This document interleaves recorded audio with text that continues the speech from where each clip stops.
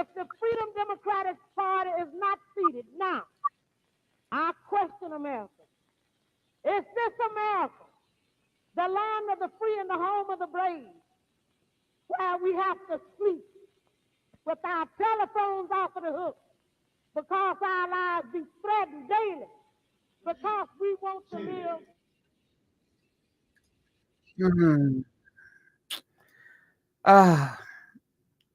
Good everything. Good everything. What? Okay, there we go. Good everything. Hi, Dr. Carr. Thank you for starting with us with our sister. Just a taste. Just a taste. I think that's the speech where she said, "Your freedom is shackled and chained to mine." Yes. And until I'm free, you're not free either. Not free. Not free. Yeah. I mean, you know, we still trying to answer that question 50 years or 60 years later. I questioned America. She said, "Is this America?" Well, the answer is yes, but is that the America you want? Yeah, it was interesting, isn't it? Because after all those rule changes that came as a result of that challenge between the Mississippi Freedom Democrats in 1964 and today, now the Democratic Party folds it into a beautifully soft narrative. No Fannie, no Jesse, no Jesse, no Barack, no Barack, no Kamala. And it's like, wait, can we go back to Ms. Hamer? Did you answer that question? She asked the question in July 1964. Thank you for starting. Why did you start? August, because it was August. Right. It was August. Yeah, that's right. August 22nd. It was in Jersey, Atlantic City, the place that Trump ruined, which I think is ironic as well. The 22nd. You know, it's so funny. They just unveiled the first historical marker about Mississippi Freedom Summer and the Freedom Democrats outside of the state of Mississippi in Atlantic City. On that day, they did that. They did that on the 22nd of this month, a couple of days ago, and it was there to commemorate what you just showed. That Rules Committee testimony of Fannie Hamer. Yeah, 60 years ago. 60 years ago. And that video wasn't played at the convention. To your point, that if we aren't careful, we'll forget. Which is why we do this every Saturday. Yes, ma'am. And be led into a false narrative. You know, Benny Thompson spoke Wednesday night along, well, I guess over the 4 days there were what, maybe 100 or 50, 100,000, 100 billion Negroes spoke, but including your friend Keith Ellison, who we'll bring up in a minute, and his son, who wasn't allowed to speak. But I mean, but Benny Thompson was one of those people. I think he spoke Wednesday, and he said his father made transition before he could ever vote in Mississippi.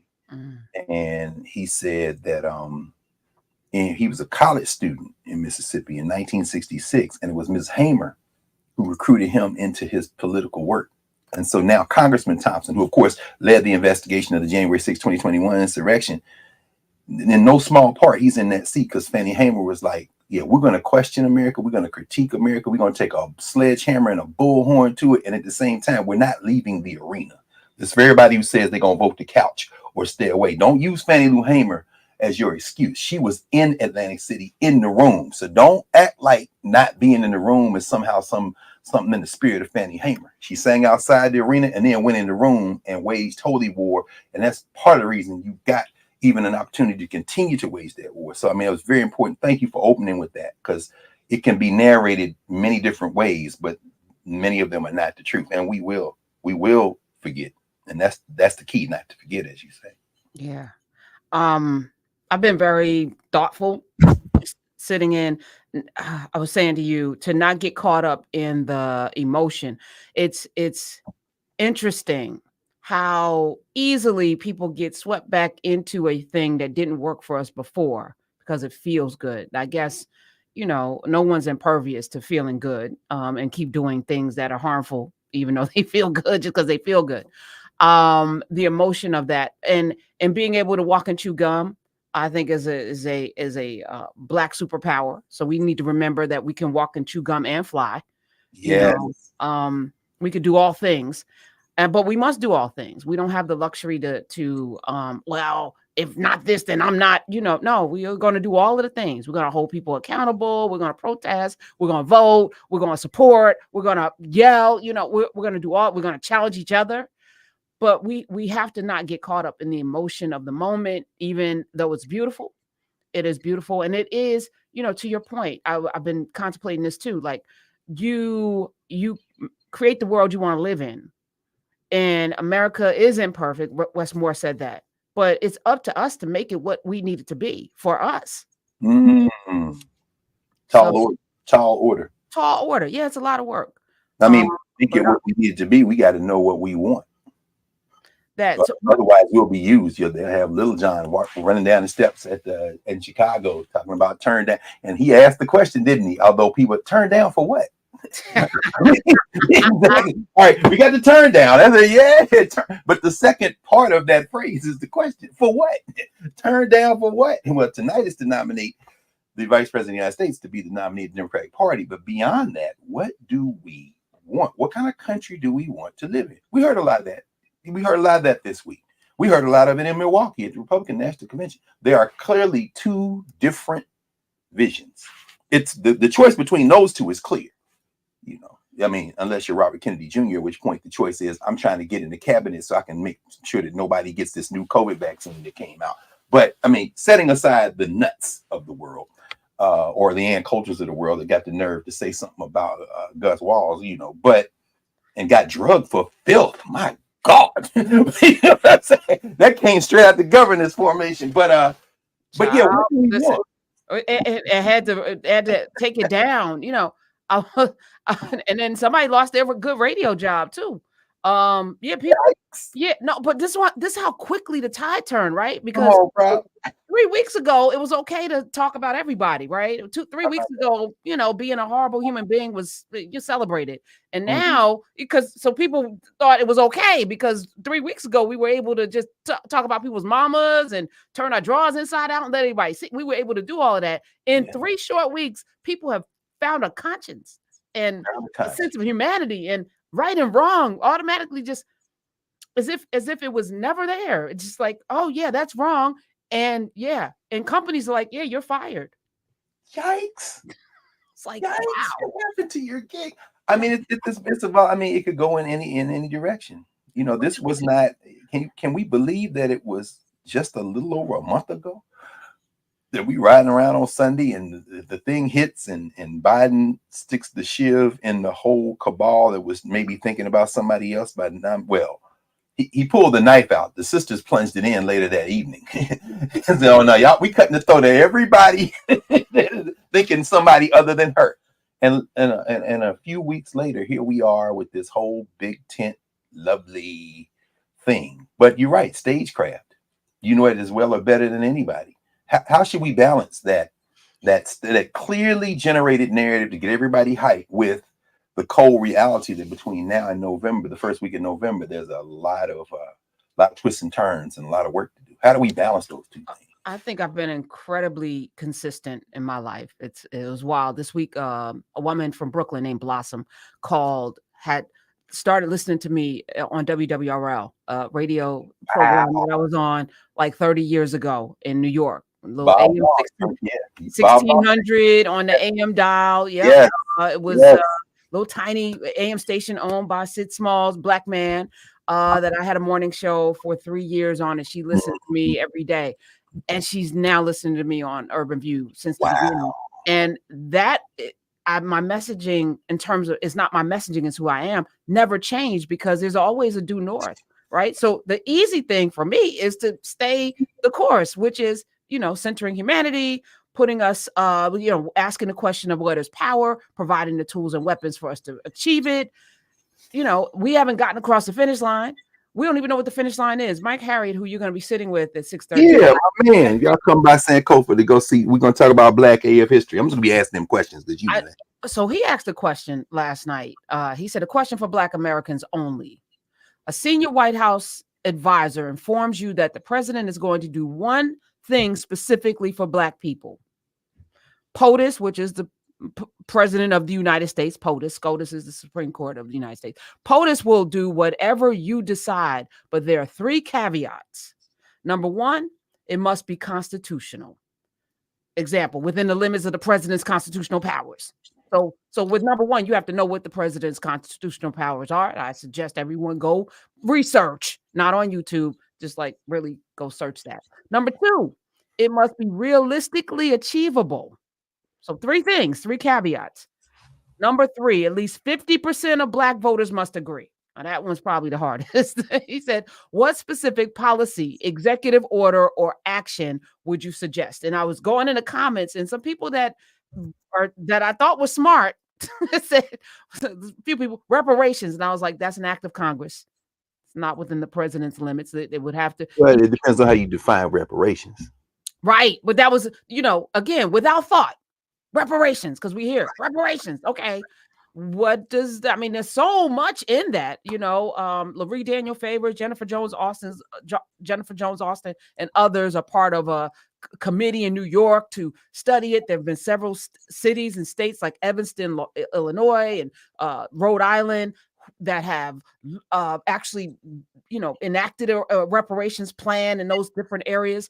But nationally, what does that look like, right? So we haven't even agreed on that. So to yell out reparations without any kind of game plan, we talked last week about Black August and how there were tenets and all kinds of, even the Black Panther had a 10-point plan. Like, what's the plan? Nation of Islam, no question. Everybody has a plan, and you just reparations. I might reject the premise of the question, though. I think I would have to. Okay. Reject the premise, only because to ask that question makes some assumptions. In the law, they would call it a priori assumptions. You've made some assumptions before you ask the question. One of those assumptions is that there's a we. Okay. So the idea that you would have 50% of a body assumes that when you say Black American, that means something other than a demographic, a set of historical experiences, and a kind of cultural echo that extends from the continent. But if you're talking about a political formation, this was why they got together in 1972 in Gary, 8 years after the Atlantic City move. There's no we. There is no we. There's no American we. Again, that's why they narrate in that thing. So you couldn't get 50% unless you have restricted the choices. Okay. Now, maybe I would ask the question, of these three choices, which have been vetted to be constitutional, which itself is a setup question, because constitution could mean any number of things. If we go back to Franklin Roosevelt, hell, we go back to Abraham Lincoln, they took him to court because the Alien and Sedition Act, which of course you talk about John Adams and them. If you're a citizen, we're going to take your rights in a time of war. All that's litigatable. In critical race theory, they talk about legal indeterminacy. Any set of facts can come up with several different constitutionally defensible. When they overturned Roe, there was no new law, to quote Malcolm X. What they said was that there's not a right to privacy in the Constitution. No, there's no literal right to privacy instilled, but from the First Amendment, 14th Amendment, Fifth Amendment, what emerged out of that is an interpretation, which was legally valid for 3 generations. In other words, it ain't, when you say something is constitutional or not, that depends too. So let's just say if you gave people 3 clear choices that had been vetted by the first criteria and the second criteria, which of course is a matter of politics, because politically Kamala Harris would not have been the nominee had not Black people got their ass together and in 48 hours made it impossible for anybody else to be nominated. So let's just say you vetted the first 2. Now you've taken the 50% and put it in a realistic context. You've given some people to choose from. So here's my question. How many people have actually thought about it as deeply as you did in less than 5 minutes? Period. Right. Well, so thousands of us by next Saturday, because thousands be in conversation with us. Okay. but before that, I don't know. I can't say. even thousands. I mean, that's my point, right? So we are asking these questions of ourselves that we haven't even sat with. That's it, bro. But everybody has an opinion. That's it, Prof. No question. Question. Because his thing is, it was like 691 people responded. And it's like, and I'm going through it, and I'm like, yikes. You didn't even follow the instructions. Like, yeah, let alone the thought that went behind it. So my point is, right, we all live someplace. We all have personal desires for our lives. People maybe want to have a nice home, want to be wealthy, want their children to be good, educated, all of the things, right? And I think there's more common among all human beings. There's more common things that we want collectively than not. That's right. So I'm like, let's just lean in on the basics, like food, clothing, shelter. Should everybody have a home? Yes. Okay. What do we do for that? And if we move it from what I want personally to what people, human beings need, right? So no child, listening to Tim Walls' story, he took an extra job, he and his wife, so that a kid could have school lunch. And school lunch is because the Black Panther Party started feeding people again, centering people, right? And the government took that away from them because they knew that was an organizing tool. So guess what? They gave it to everybody. So that's right. That's right. So if we center everybody, then did you just answer the question? Yes. No, but that's not specific to Black people. It is actually, but it's not exclusive to Black people. See, there's difference between specific to, as we know, you English person. Did he ask specific or exclusive? He said specifically. Okay, if he says specifically, that's okay. Universal health care. That's specific to Black people, but it's not exclusive to Black people. Okay, Mike. Maybe Mike was, because he's a wordsmith. Maybe he did that deliberately. I'm sure he did, because he put it in all caps. Yeah. These are kinds of ways in which we must be talking about this. And we also need to face the reality that maybe, and I'm being, probably hyperbolic, but maybe 95% of people who vote don't even know what the issues are. Everybody asking for issues. What are her issues? You ain't never voted on issues. No. And if you did, it was single issue. It was some, I don't like Super Predator, or I don't like, it was never like, what can I vote for the betterment of everyone? Like, what would benefit the most people, And if we can't center that, then it's going to be a hard road ahead for all of us, right? So I'm just going to lean into that. Well, this is a beautiful conversation for us to have in the wake of this convention and in the wake of these conversations that aren't going to be had absent these kind of conversations. So, given what you just laid out, given what Mike has us thinking about this morning, is it? Yeah, I started to say, is America possible? Well, we're here, so we got to do whatever we can do. The idea then that you could somehow forge a coalition of human beings to agree to basics, food, clothing, shelter, beyond that education and healthcare is, these things. Does that reconcile with, jibe with, does it commingle with any society we've seen to date, especially over the last, let's say, half millennium, last 500 years? Have we seen those who've done it better than others? No, but I think you and I have a reference, right? Because we met, it'll be 5 years in November. Right? 5 years, my God. 5 years in November during a Veterans Day holiday. Veterans Day. Yeah. And in 5 years since meeting and 4 years since convening, I think, something really incredible has happened. No question. Without exclusively saying who we're serving. That's right. Because anybody can come, and anybody does come. That's right. You had all manner of people show up in Kemp. Wow, no question. I've had all manner of people show up at every Healthy, Wealthy, Wise. Yes. All manner of people listen on the radio. All manner of people show up to all of our events. I've had people drive far and wide who didn't look like me to hear things that came out of my mouth. And it's always a surprise, but it also speaks to that is the centering humanity, right? No question. With everybody being good.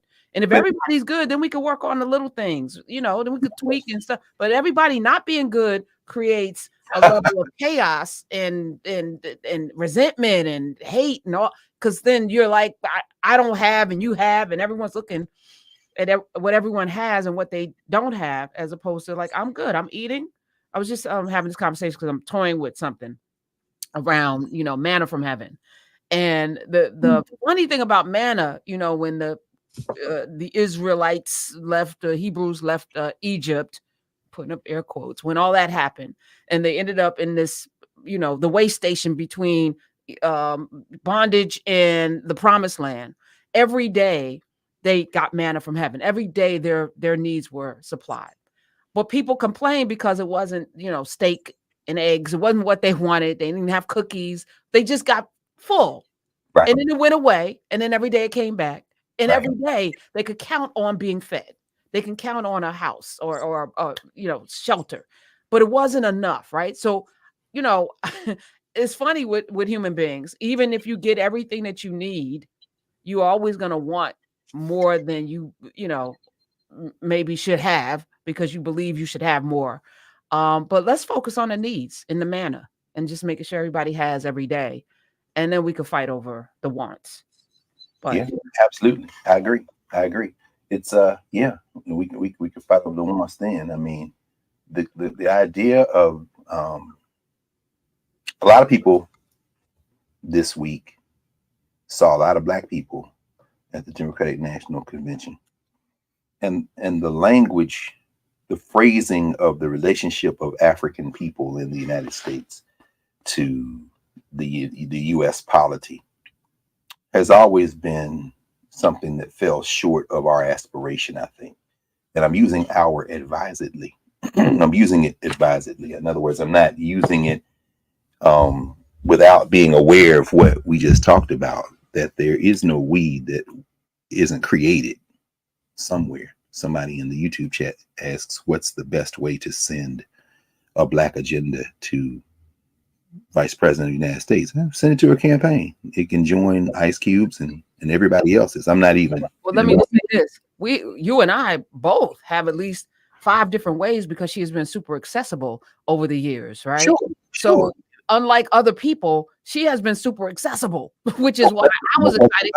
I know I got, I'm like 2 degrees of separation, actually 1, and so that, and to also, and I'm sorry, let me just pop. No, this is good. This is important. Here's the thing. We were talking to L. Joy Williams, and she said, listen, let's get her elected because I want to protest her. She's like, this is what Linda Carr said. Can y'all understand? You want your best opponent in the White House, no question.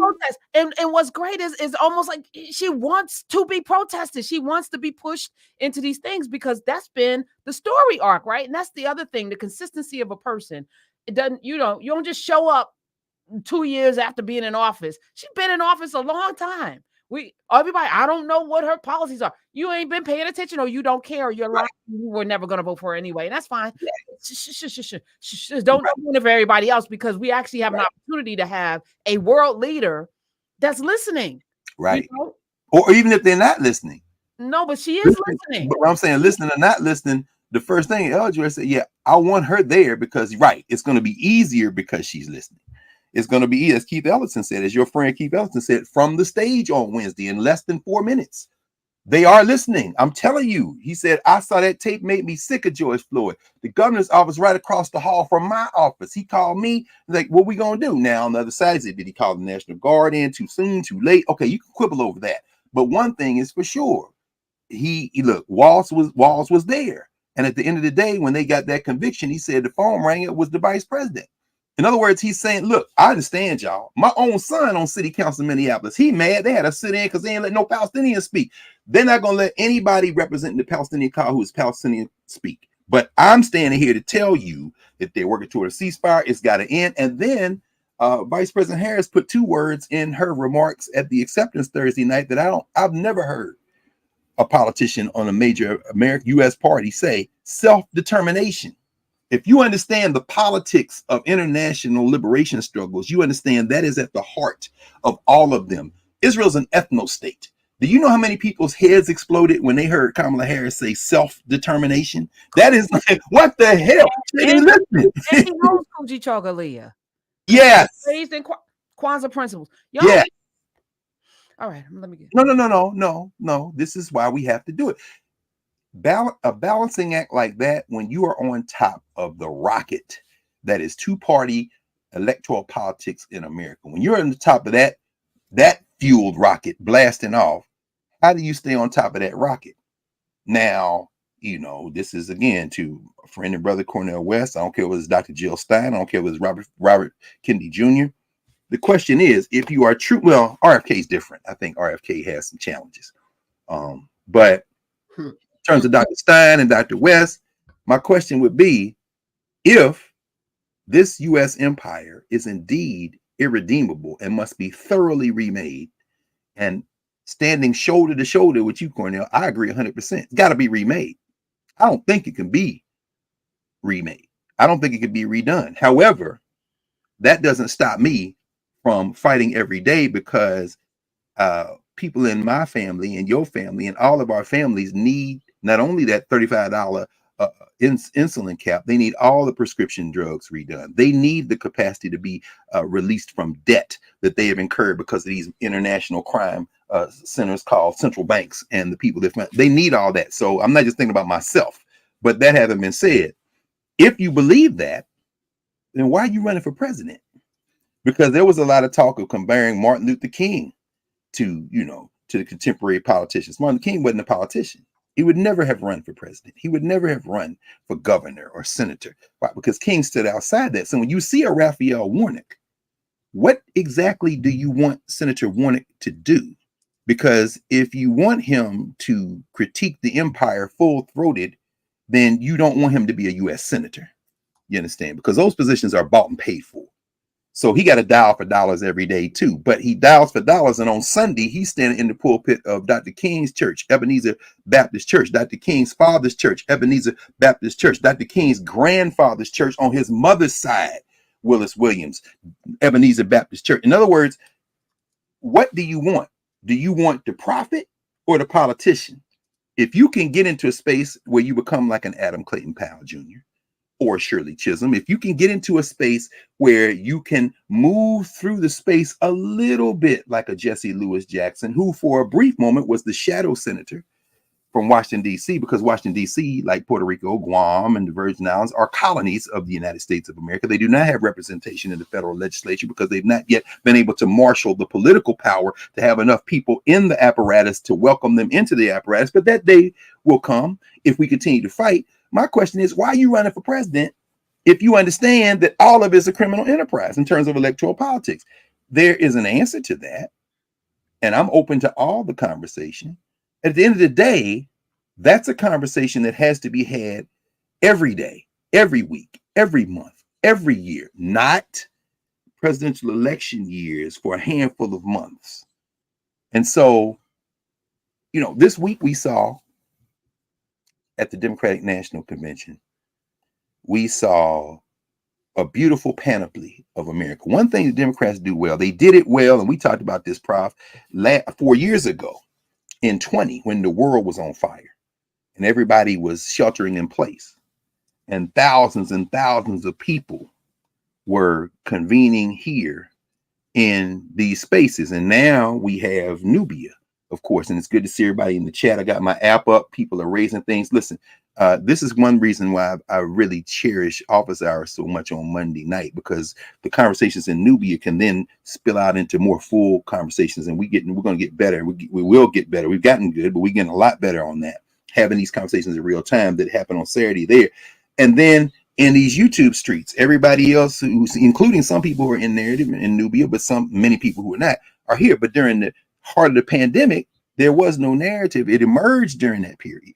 Now, people are out in the streets doing whatever. They watch over the course of the week if they're not in narrative or Nubia, and that's important. But during that period, everybody was locked down, and Prof, you began to build out the infrastructure. I love what my man, the homie, Ali McBride, up there in Brick City in Newark, called you on social media the other day. He called you Professor X. You just get together all the it's like you come rolling in and get everybody to the fight. But I didn't even see that. Yeah.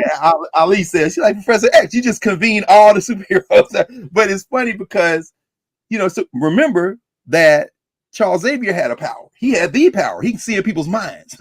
So the metaphor just keeps giving. And then, of course, there is the debate he has with his lifelong friend who felt the scar, the Jewish brother of his, Magneto.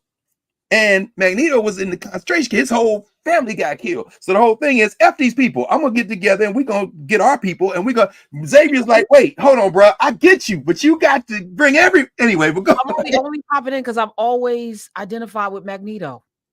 I've always, as do we all. This is the tension in the X-Men. Yeah, let's burn everything down. This is the tension. Feel the power. Come on.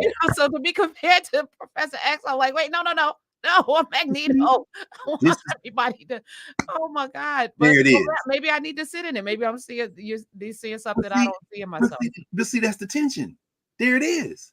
Of course, that's why Michael B. Jordan got a job in the rest of the Black Panther movies. Killmonger was only supposed to be in the first movie, but Black people identified with the smashing great. Give me my shit back. Oh wait, we got to bring him back.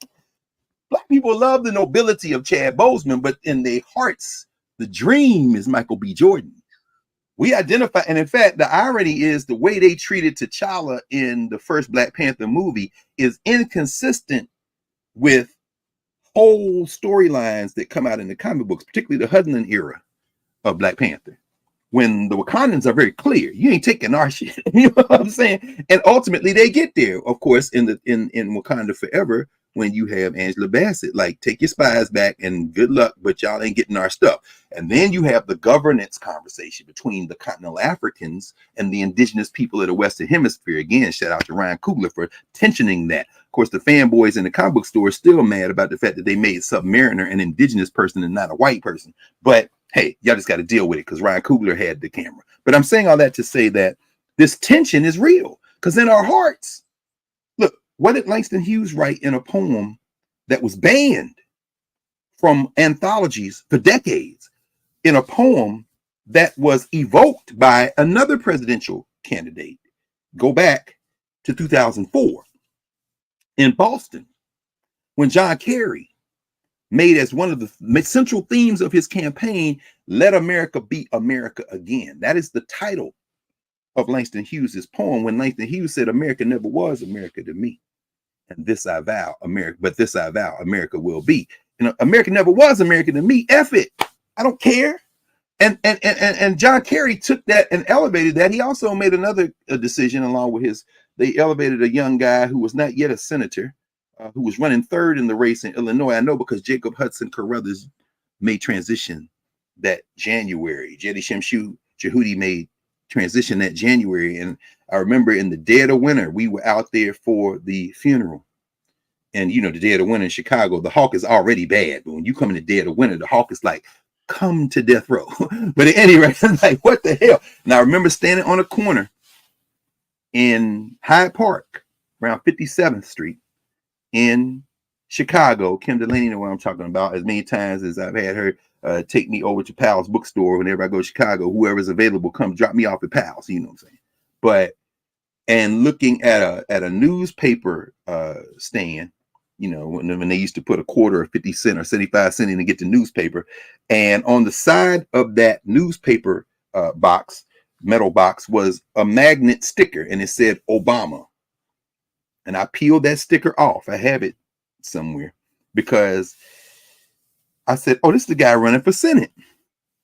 I knew Barack Obama. He didn't know me. We didn't know each other. But I shook his hand, talked to him for a minute a few years before when he was in the Illinois State Senate, and he was at the groundbreaking of the National Black Theaters. Abner Joan Walker's theater. They had gotten some money for this sister. This is one of the major black theaters in the history of black theaters in the United States, and they were on the South Side in Charles and Carolyn Grantham. My family they were going over, so I rode with them, and I think I stayed with them that time I was in Chicago. And we went over to the thing. I said, oh, that's that dude that wrote Dreams for My Father, because I read the book. Of course, the book had come out before that. But then that's why one of the reasons I recognized the name. That, and I would remember because they found a Negro. They dug Alan Keyes up out the ground to run against him once he got the nomination, and that was absurd in Chicago. But anyway, I'm going too far in the details. The point I wanted to make is this: I peeled that magnet off and put it in my bag and kept it moving because Obama was running third in that campaign. But the one of the candidates that was running in front of him, these allegations came out. His ex-wife had said, you know, it was domestic violence. He imploded. And then the other guy was married to the white woman who was on Star Trek Deep Space Nine. And she said, yeah, this guy used to have me going to sex parties, something like that. He imploded, and Obama was shooting to the top of the primary. But that wasn't the key alone. John Kerry and the Democratic National Committee Speaking Platform Committee pulled him out and emphasized him in 2004, and the rest is history. But my point is this: one of the themes was in 2004 when John Kerry got slaughtered in that election by a Champagne unit ne'er-do-well who drifted through life, but because his last name was Bush, things were made to happen for him. He got beat in that election. And memory serves me correctly, and it does in this instance.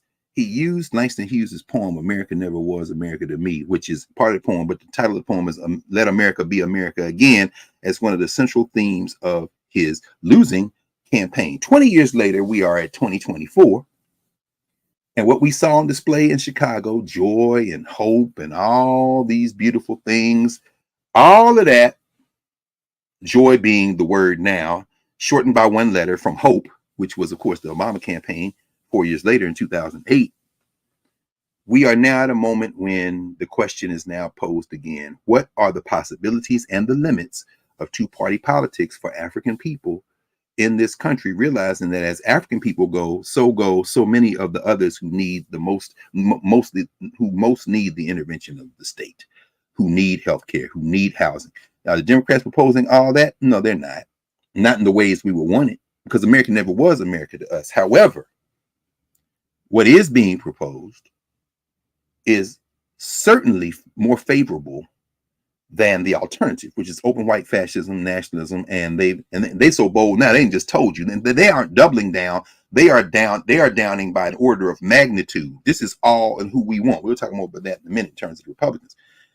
And listening to L. Joy sitting in after she got off the plane in Chicago, our sister L. Joy Williams, and went straight to the damn convention hall. She said, I ain't even stop at the hotel, check in. I went straight over there. And so, listening to her earlier this week on Sirius as she sat in for our sister Larry, and she said, I'm not going to argue with my friends, many of whom are close friends, who are saying I'm not voting. I mean, she said, we'll get to that maybe the second week in November. But right now, we got to drill down and be in conversation with two groups, the people who are energized to work, and get them to go out and talk to this second group, which is the people who are like, I don't know, or I've heard it all. No, you haven't heard anything. If you say you've heard it all, I'm always suspicious of people who go quickly to the thing that people haven't done, use the conjunction but, and then go to the thing they want to say anyway. I read Project 2025, but can we go back to the I've read Project 2025? Because I'm absolutely certain you haven't. Because what you about to say after the but says that you ain't even looked at it. Yeah, I understand. I understand what you're saying about, healthcare, and I understand what you're saying about, prescription drug prices. I understand what you're saying. But wait a minute, hold on. Do you understand? Oh, you must not. You must be one of them petty bourgeois college professors that has healthcare.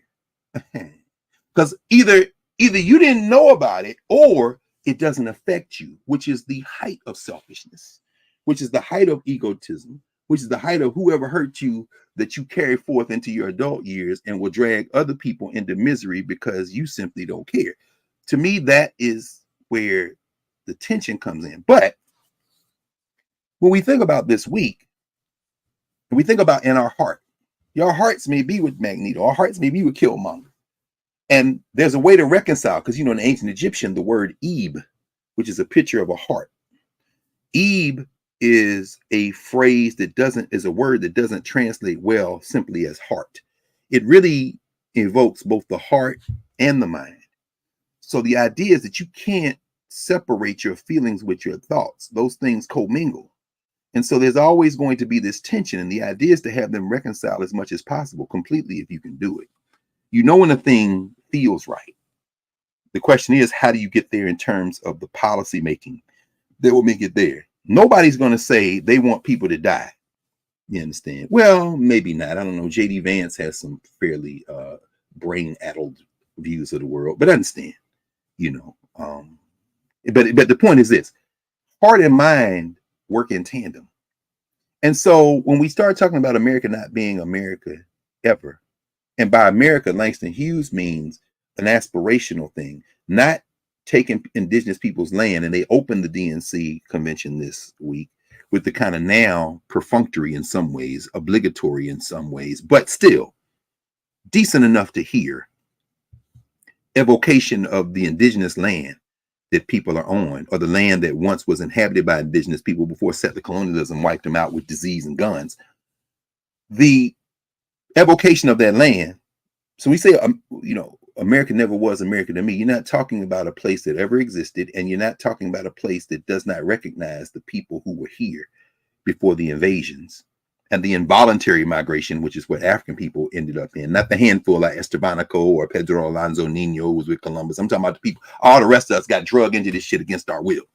And now just trying to survive, often in tandem with, sometimes in conflict with the indigenous people. In other words, people been at each other's throats since the invaders came.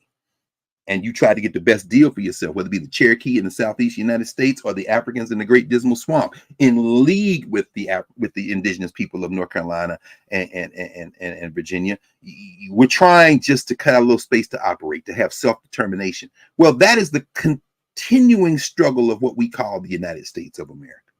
And so, you know, thinking about that in the context of this week, realizing that this is the perpetual struggle, and in the political formation we have now, two-party politics in terms of the presidency is the realistic device through which to get some major influence on the federal apparatus. We're all playing this political game, whether we're in it or not. And so we are attempting to remember something that predates this country, and then move forward with that memory fueling our efforts. I evoke again my former student, but now Dr. Angela Carter, who titled her dissertation last spring, Remembering Forward, taking the Sankofa concept. We're trying to remember forward, but our memory doesn't start with these funky enslavers, these fleeing felons, to quote Alton Maddox, Attorney Alton Maddox. You know, Alton Maddox is an ancestor now. Vernon Mason is a minister now. And the third person in that trio in New York, Al Sharpton, came out on the stage with Jesse Lewis Jackson and two of his sons at the Democratic National Convention. I wonder what the great Alton Maddox Jr. out of Georgia would say about seeing his one-time comrade now all up in the mix. It's a tension. It's a constant tension in our governance formation. I'll say more about that in a minute. But the reason we launched today in number 233 in our weekly conversations with the idea of going back to an American future, or I think some of us could be forgiven this week if you watched what happened in Chicago at the DNC convention and say black to an American future. Watching that, we could be forgiven to think about that. The reason I thought about this idea of black to the future this week is because of the convergence of things that are happening the third Saturday in Black August. For those of you in the Brooklyn area, I think the Afro-Punk Festival is this weekend in Brooklyn. You know, another staple that has been added to the cycle of African people in Brooklyn, joining things like the African Street Festival that happens every summer in July, which emerged out of the East. Very important to remember the East, as we talked about last week, and we talk about consistently. But now there's an Afro-Punk Festival that takes place. Some of y'all may be going. If you're going to the Afro-Punk, drop it in one of the chats. Love to hear if you are. We saw in Louisville that a punk judge in Louisville lessened the charges, actually dismissed a couple of the charges. In fact, reading from Vanity Fair, federal judge in Kentucky ruled that two police officers accused of falsifying a warrant ahead of the deadly raid that killed Breonna Taylor were not responsible for her death, AP reported. Now, this happened yesterday. Rather than the phony warrant, U.S. District Judge Charles Simpson is an old white man who was appointed by Ronald Wilson Reagan to the bench, says that elections have consequences, friends, said that Taylor's boyfriend, Kenneth Walker, was responsible for her death because he fired upon the police officers first, even though he had no idea they were police officers. So that happened in the last 24 hours. The federal judge is like, no, you actually caused the death of your girlfriend by firing at people who were breaking into your house. Don't you love this country? America never was America to us. So you remember when the folks were down in Louisville. My young bull, Sean Ali Mickens, who is a Louisville native down there in the streets, joined by Tamika Mallory and Until Freedom and all them who moved to Kentucky. And Linda Sarsour, who said, we want our best opponent in the White House. That's why they also then went to Georgia and drug John Ossoff and Raphael Warnock across the finish line, setting aside the political critiques long enough to get some people in the federal legislature who may do something other than oppress them every day. Because on that other side, they want women barefoot and pregnant. And they want childless cat ladies somewhere in the street or in jail or whatever. You know, I don't know what J.B. Vance has in that warped fantasy mind of his. But and Dr. Carr, some of us want that too, though. Well, this is the challenge again, Prof, which is why the we becomes problematic. We have to decide who that we is. You're absolutely right. You're absolutely right. I was having a conversation yesterday while I was out coming back from campus, and brother Rob, who works in one of the grocery stores here in the area, and I come through there. We talk sometimes because he might be tuned in now if he's not on his shift, or even if he is. Rob, if you're listening, keep the earpiece in, brother. But anyway, you know, the YouTube side, and so he was saying, "Man, I got in this big old argument the other day. One of my coworkers was saying he voted for Trump because of what he did for the black community." I'm like, "Are you crazy?" I said, "He ain't crazy, brother. He listened to the wrong stuff. He got a wrong idea in his head." I said, "What you gonna do?" He said, "I'm gonna keep talking with him." I said, "That's what I'm talking about." Because Eljoy said she got to do too much other organizing to talk to them cats, but Rob gonna talk to him. Why? Because he got to work with him every day. I said, "Keep working on him, man. Just introduce himself." He said, "I'll be trying to get him to listen. You and Karen, I'll be trying." I said, "Well, you know, slip something in his ear." So part of this, Rob, is for you, brother. If y'all on shift, man, get this to your boy. And if you're not, just when you come back to work, put this in his ear on the replay. That's all. But in that process, yeah, some of us want that as well. Misinformed or whatever else has happened to us, but not enough of us are in that position to tip anything if everybody participates. So yeah, the judge, the federal judge, Republican appointed federal judge, did what he did. And you know, and in Louisiana, this came down as well. This from reporting from the Hill. A federal judge on Thursday blocked the Environmental Protection Agency from considering disparate environmental harms in Louisiana in its enforcement of Title VI of the Civil Rights Act, making permanent a temporary hold he issued in January. In the ruling, Judge James Kane of the Western District of Louisiana. James Kane, by the way, is one of them Federal Society punks that was appointed by Donald Trump. Elections have consequences. Judge Kane, a former President Trump appointee, sided with the state of Louisiana in prohibiting the EPA's Office of External Civil Rights Compliance and the Justice Department from enforcing the provision, quote, against any entity in the state of Louisiana or requiring compliance with those requirements as a condition of past, existing, or future awards of financial assistance to any entity in the state of Louisiana. Kane ruled in January that the Civil Rights Act only authorizes enforcement in cases of intentional discrimination. Let me break that down for you, for people who may not know. Remember a few months ago in the summer when this funky bought and paid for Supreme Court overturned something called the chevron doctrine? School started at the Howard University School of Law this week, and one of the things I asked my students was, how long did you all spend time in class on the chevron doctrine? And to a person, all of them said, we spent a lot of time on it. Chevron doctrine is what enabled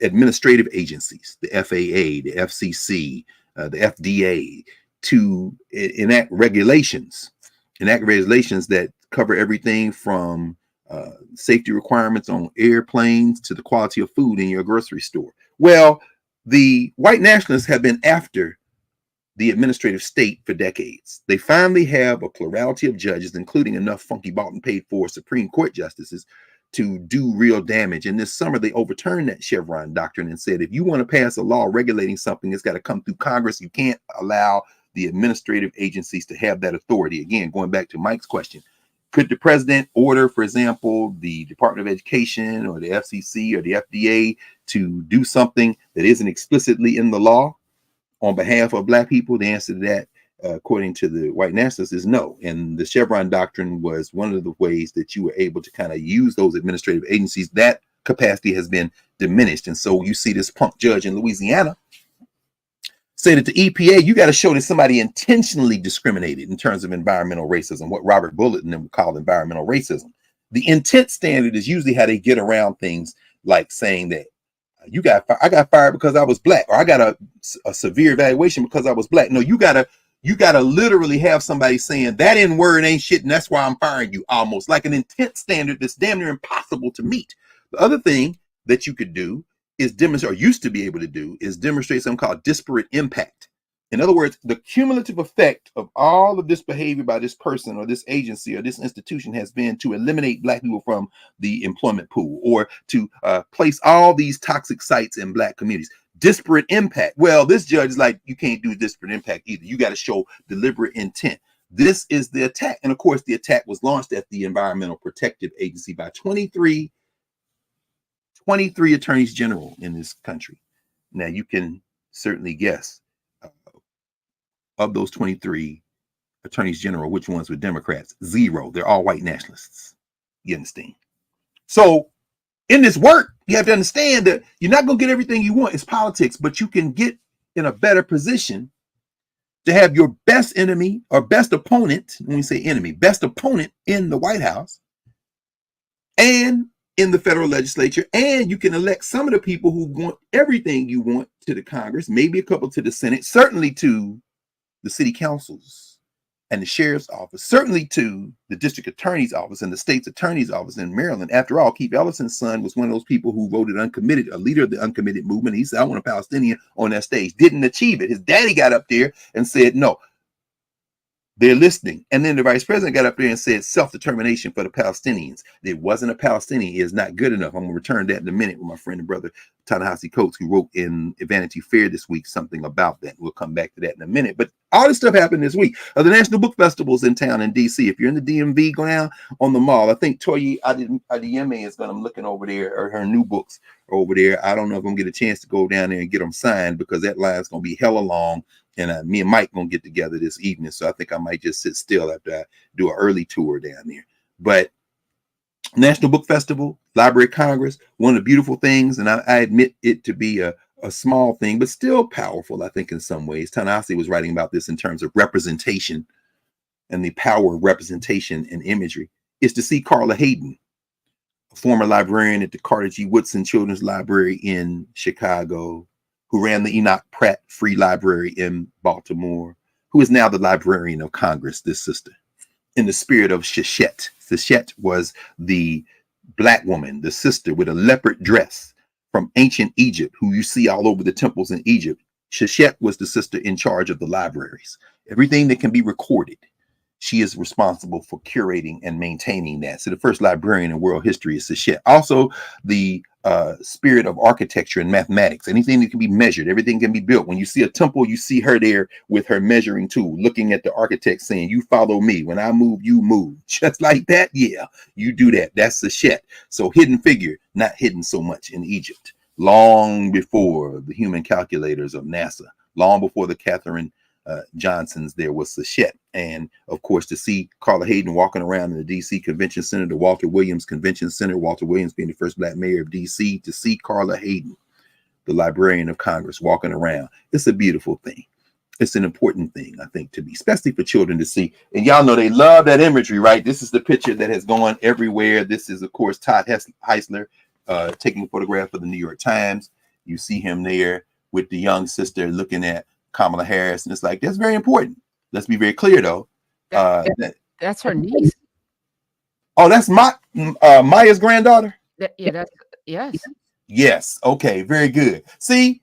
Now that's interesting. Somebody got that photograph. I'm like, okay.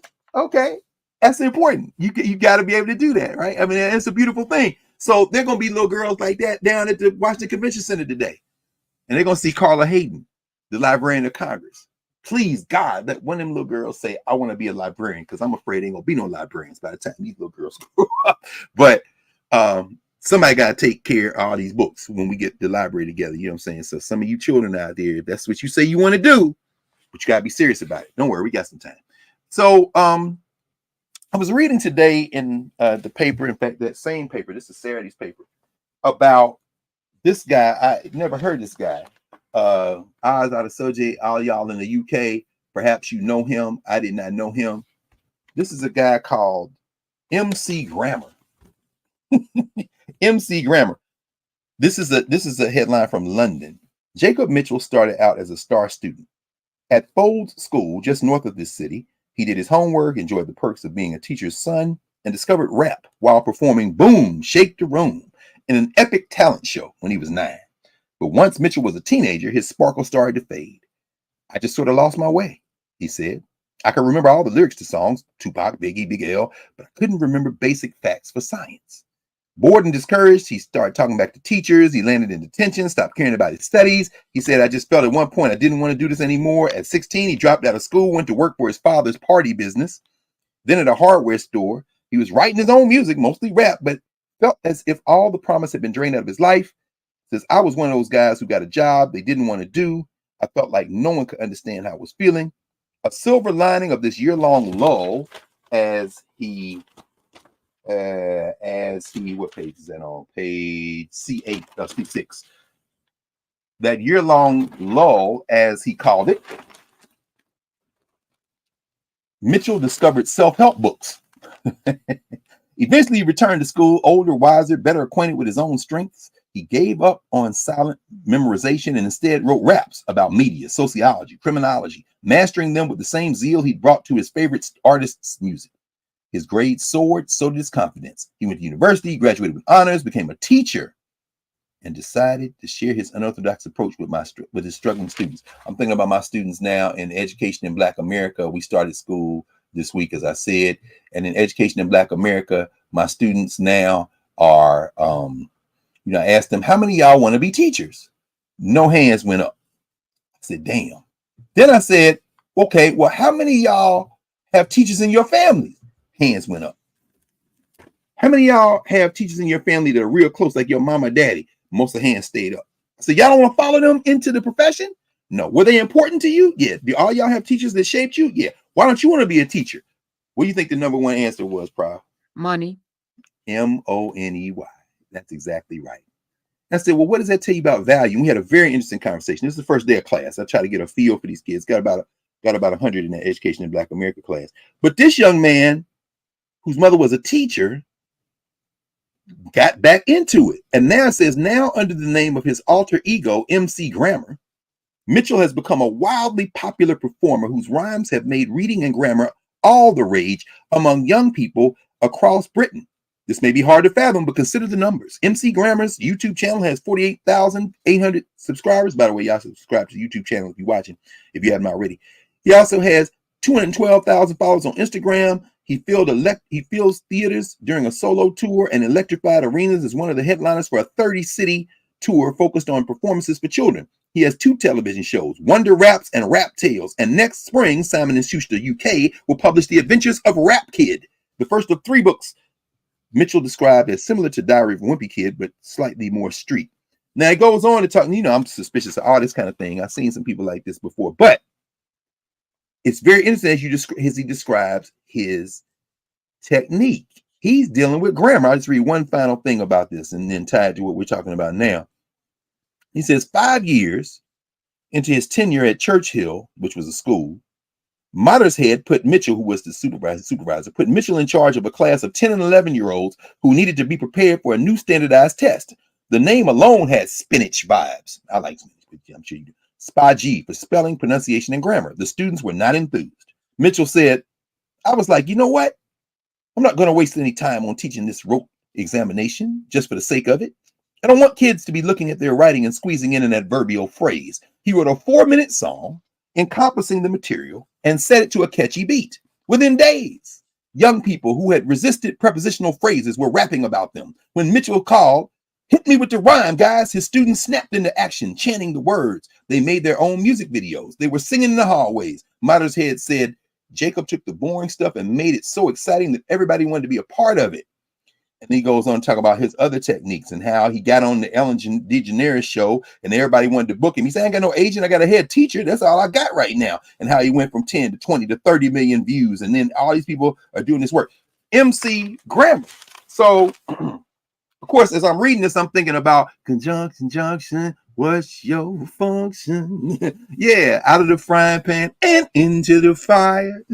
Cut loose the sandbag, but the balloon didn't go any higher. Let's go up to the mountains or down to the sea. You should always say thank you, but at least say please. We all learn conjunction, junction, verb. That's what's happening.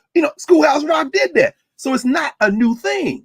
Also, if you read Helen Varen's book, Science and an African Logic, she went to West Africa, to Nigeria, to teach some Yoruba teachers math. And they ended up teaching her about rhyming games through which Yoruba people teach their children content. And she said, what the hell? Yeah, Science and an African Logic, Indiana University Press. And she said, I went there to teach them something. I ended up learning the thing. Right, because we all about them word and number games. We created that going all the way back to the Egyptians. So in some ways, MC Grammar is coming back to his roots. But the reason that I'm bringing it up now is because here we are in Nubia. Here we are in narrative. Here we are in class. And this platform pulled together with the spirit of Magneto by Professor X, is a space where we got a global classroom. He talks about having a global classroom. I'm like, bruh, join us. That's beautiful. We have a space where we have jailbroken those staid conventional places and put them where they belong, on the periphery. We got to treat electoral politics the same way. We have to take the responsibility very seriously. Electoral politics is a social structure process. But in the governance formation, as we decide what we want, as we build, we then use it the same way everybody else uses it. In that respect, we're no different than the American Israel Political Action Committee. In fact, we're more powerful than them. There are more of us than them. I'm going to get to that in a second, because yesterday was the International Day for the Remembrance of the Slave Trade and its Abolition. This was started in Haiti in 1998, then in Gorée Island, Senegal in 1999, in August the 23rd, because that is the day, the 22nd, the night of the 22nd, morning of the 23rd is the day when Boukman Dutty and Cecile Fatimon, the Vodun priestess and priest, pulled together African people on the island we call Haiti, part of the island we call Haiti, to launch the Haitian Revolution in 1791. We freed ourselves. And in that process, we talked about this yesterday on the air. It's on Sirius 126, Lamont King and myself. We talked about that in the context of self-determination, something the vice president brought up in a different context, not the same, but similar enough to have this question, have this evoked as a kind of bridge at the Democratic National Convention the night before, on Thursday night. Yesterday marked the celebration of the International Day for the Remembrance of the Slave Trade and its Abolition. The reason I bring that up in terms of governance is because nobody waits for people to release you from oppression. You got to free yourself, but you use the mechanisms in the social structures you find yourself when you have to. Remember, Toussaint Louverture thought he could negotiate. We talked about this in several iterations of In Class. Y'all can go look in the archive and see these extensive conversations, beginning in the heart of the pandemic when we talked about this. Toussaint Louverture, you read C.L.R. James, the Black Jacobins, or any of the number of works on the Haitian Revolution, you can see how Toussaint gets fooled by that phantom of liberty, as Jacob Carruthers would call it, and he ends up dying in a French prison. Jean-Jacques Dessalines did not make that mistake. Rips the white out the middle of the Haitian flag. It's stitched back together by Catherine Elon, the mother of the Haitian flag. All you Haitians, good Haitians know that. You celebrate Dessalines' birthday every day, every year. By the way, I guess next week being Labor Day, I imagine that there will be the big convening of African Caribbean and everybody else who comes to party with you on the Eastern Parkway. I think it's time for the Labor Day parade, the fest. I'm sure Eric Adams will be there trying to generate some enthusiasm, although I didn't see him at the Democratic National Convention. Did you see him? I thought he was a Democrat. Anyway, the point is that the Haitians marked that. So the 22nd, 23rd, the night of the 22nd, when they slaughtered their pig. In fact, let me just pull it up right now. The great Jacob Hudson Carruthers. This, of course, is the most recent edition of the Irritated Genie, an essay on the Haitian Revolution.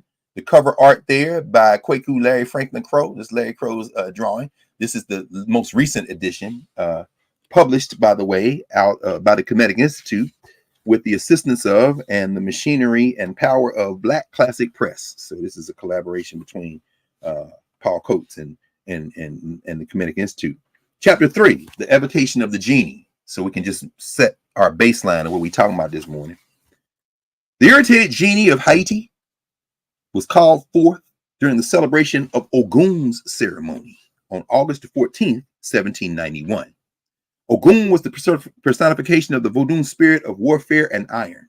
Vodun spirit of warfare and iron. Ogun comes, of course, from the Yoruba people of West Africa. A lot of those people ended up in Haiti, commingled with others who have been captured in the enslavement process, including some of those sisters, the Ajosi that we talked about in class, who, when you watch the movie The Woman King, you don't realize that some of those sisters ended up in Haiti and some of them ended up fighting in this revolution. The event took place in a forest near what was at the time called Cape Francois, the colonial capital. Boukman, as he was generally known, who was a Vodun priest, planned the launching of the revolution with Ogun celebration, in keeping with the time-tested tradition among African people that human events must be coordinated with cosmological forces and ancestral spirits. The revolution thus had its roots in the African worldview. So this moment of August, the second week of August, here we are in Black August, 1791, they start that ritual, not just Boukman, but Cecile Fatima, the Mambo, the priestess, who was there with him. You know, this is why some things happen on the days that they happen. Remember, we talked last week about October the 6th, 1973, when Egypt and the Muslim world pushing back against Israel. We see what happened last year at that music festival in Israel. You know, according to the Egyptians, and we were over there a couple of weeks ago, sitting in conversation with them, listening to them, part of the reasons that Hamas launched that attack when they did was an echo toward that other moment. See, to look behind the stuff gives you more texture. Might not change your politics, but it gives you a more informed moment. People say, I know about that, but no, hold on. Let's go back before the conjunction junction. Because conjunction junction, what's your function is linking up words and making them run right. So the words before the but have incredible importance toward the words after the but. You probably didn't know that. And the idea is, well, why would you launch an attack against them? Well, they would say self-determination. Yeah, but you took hostages and you still had those people. Yeah, well, this war is bloody and they got more of our people in jail. Okay, so how are we going to stop this cycle? Well, first of all, I got to stop killing. Okay, so Hamas, you didn't kill these people. Okay, you got to stop that long enough for us to talk. They said, well, why would we stop it when they haven't stopped? Okay, hold on. IDF is like, go to hell. Plus, we got your tax dollars and we killing people. And we done told them to move to this tent and then we're going to bomb the tent. Okay, y'all, look, straight killing got to stop. Ceasefire number one. Okay? That has to happen. Anybody not talking ceasefire, you're an enemy of our common humanity, and we got to roll over you like the sea. And that means we've got to organize. It's not enough to say it. It's not enough to sit in the suburban tree-lined street and say this is wrong, and everybody who is not for immediate ceasefire, go to hell. And no, you got to get in the trenches and work. You got to be in the room. Understand that. Dr. Brothers continues and writes, and on that historic night, after a series of planning meetings, Boukman called together, this is the 14th of August, Boukman called together a group of Black leaders from the free African communities, the plantations, and the urban areas of the North, this is in Haiti, in order to announce the schedule for the offensive. So in other words, you see the class dimensions being flattened. You free? You in the city? You in the plantation? We need all of y'all. The first thing you gotta do is convene a we, and he convenes it through Vodun, a way of knowing. This is why the Black church is still important. The Black mosque is still important. This is why African people, spiritual traditions are very important. Still to this moment, you saw some of that on display at the Democratic National Convention this week. You want Black people to get in it, it's got to be some culture in it. You know, we're going to turn down, but turn down for what? Okay, we're very clear about what this turn down is for. It's to nominate Kamala Harris. So you take Lil Jon out of the videos, put him in a vest and a suit and have him come down the steps at the United Center, the house that Michael Jordan built and the Jordanaires, and deposit himself right before before Keisha Lance Bottoms and all the Senate people and Congress people from Georgia, and say, turn over the microphone. We pledge all our delegates to Kamala Harris. That ain't the turn down for what in the video or the song. That ain't the turn down for what that you might hear playing softly, as I've been told. I've never been there, maybe for a set at Magic City, but it is the song that animated the nomination for the state of Georgia's delegate. So turn down for what? I'm very specific about this what, but you got to have that cultural meaning making. Going back for Boukman Dutty, it was the cultural meaning making tied to the ways of knowing of Vodun. And he calls that meeting, he says, Boukman Dutty, depicted as a savage Vodun priest, who led an eerie blood-drinking ceremony before sending forth hordes of crazed Blacks to burn, rape, and plunder. That's how the social structure would narrate Boukman. Has been a gros nègre, an overseer on one of the northern plantations. Dr. Carruthers writes he was actually widely respected among Blacks and fearfully regarded among whites. That would be Jesse Jackson in 1984 and 1988. Now the man, you wheel him out at the 2024 convention, and you stitch him to Fannie Lou Hamer and say, oh, he's a beloved figure. Y'all hated Jesse Jackson. You hated Jesse Jackson. Oh, Slick Willie, the man from Hope. Come on, Billy. You the one who said out your funky mouth that we got to stop Jesse Jackson and them Negroes from taking over the Democratic Party. That's what you put together, the Democratic Leadership Coalition. You and Joe Biden and your friend Al Gore, all y'all. Jesse turned over all them delegates from 88, preventing a brokered convention because nobody had enough delegates to be the nominee when it was Dukakis who got slaughtered.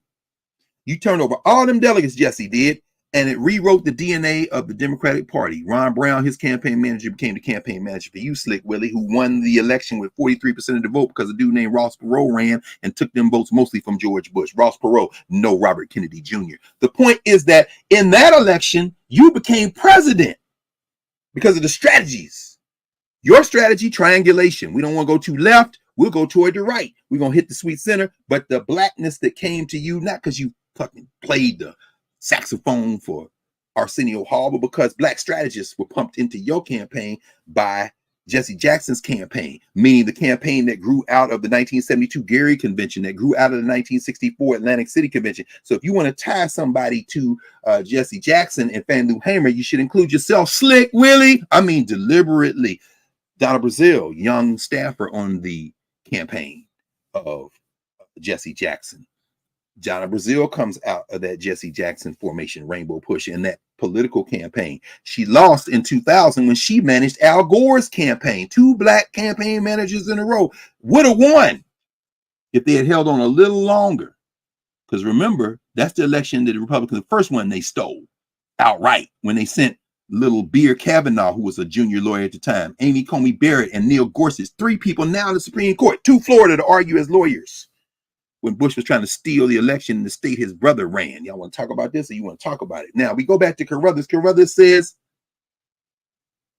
that this man was widely respected among blacks and fearfully regarded among whites and had the ability to command unity among leaders with different motives and ambitions. August 22nd, Dr. Carruthers writes, was selected as the night for the revolt to begin, and the signal was to be a fire visible throughout the region. I'm about to end. This is the paragraph I want to read to this. He says, at the celebration, Bookman eloquently charged the assembly with the wisdom of the black rebels from times past. Death to the whites, destroy the colonial settlements, and black dominion was being shouted.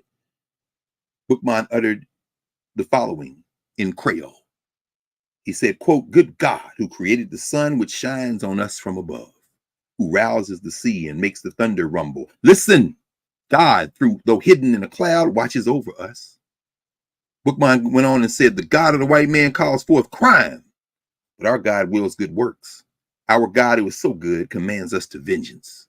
He would direct our arms and help us throw away the likeness of the white man's God, who has so often brought us to tears, and listen to liberty, which speaks in all our hearts.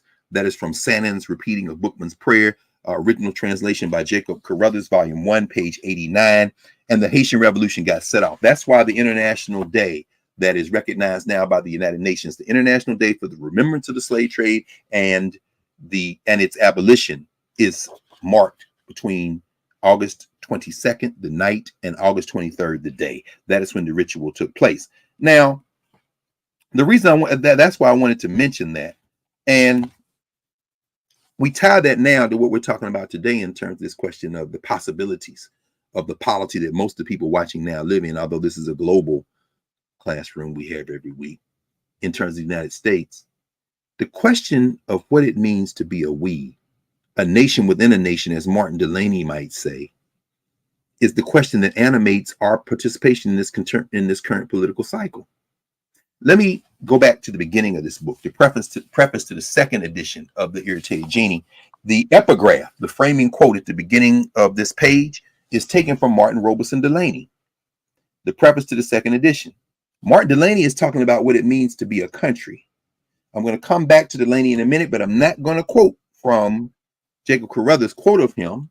I'm going to quote from the original source, which is Francis Rollins' book, Life and Public Services of Martin Delany.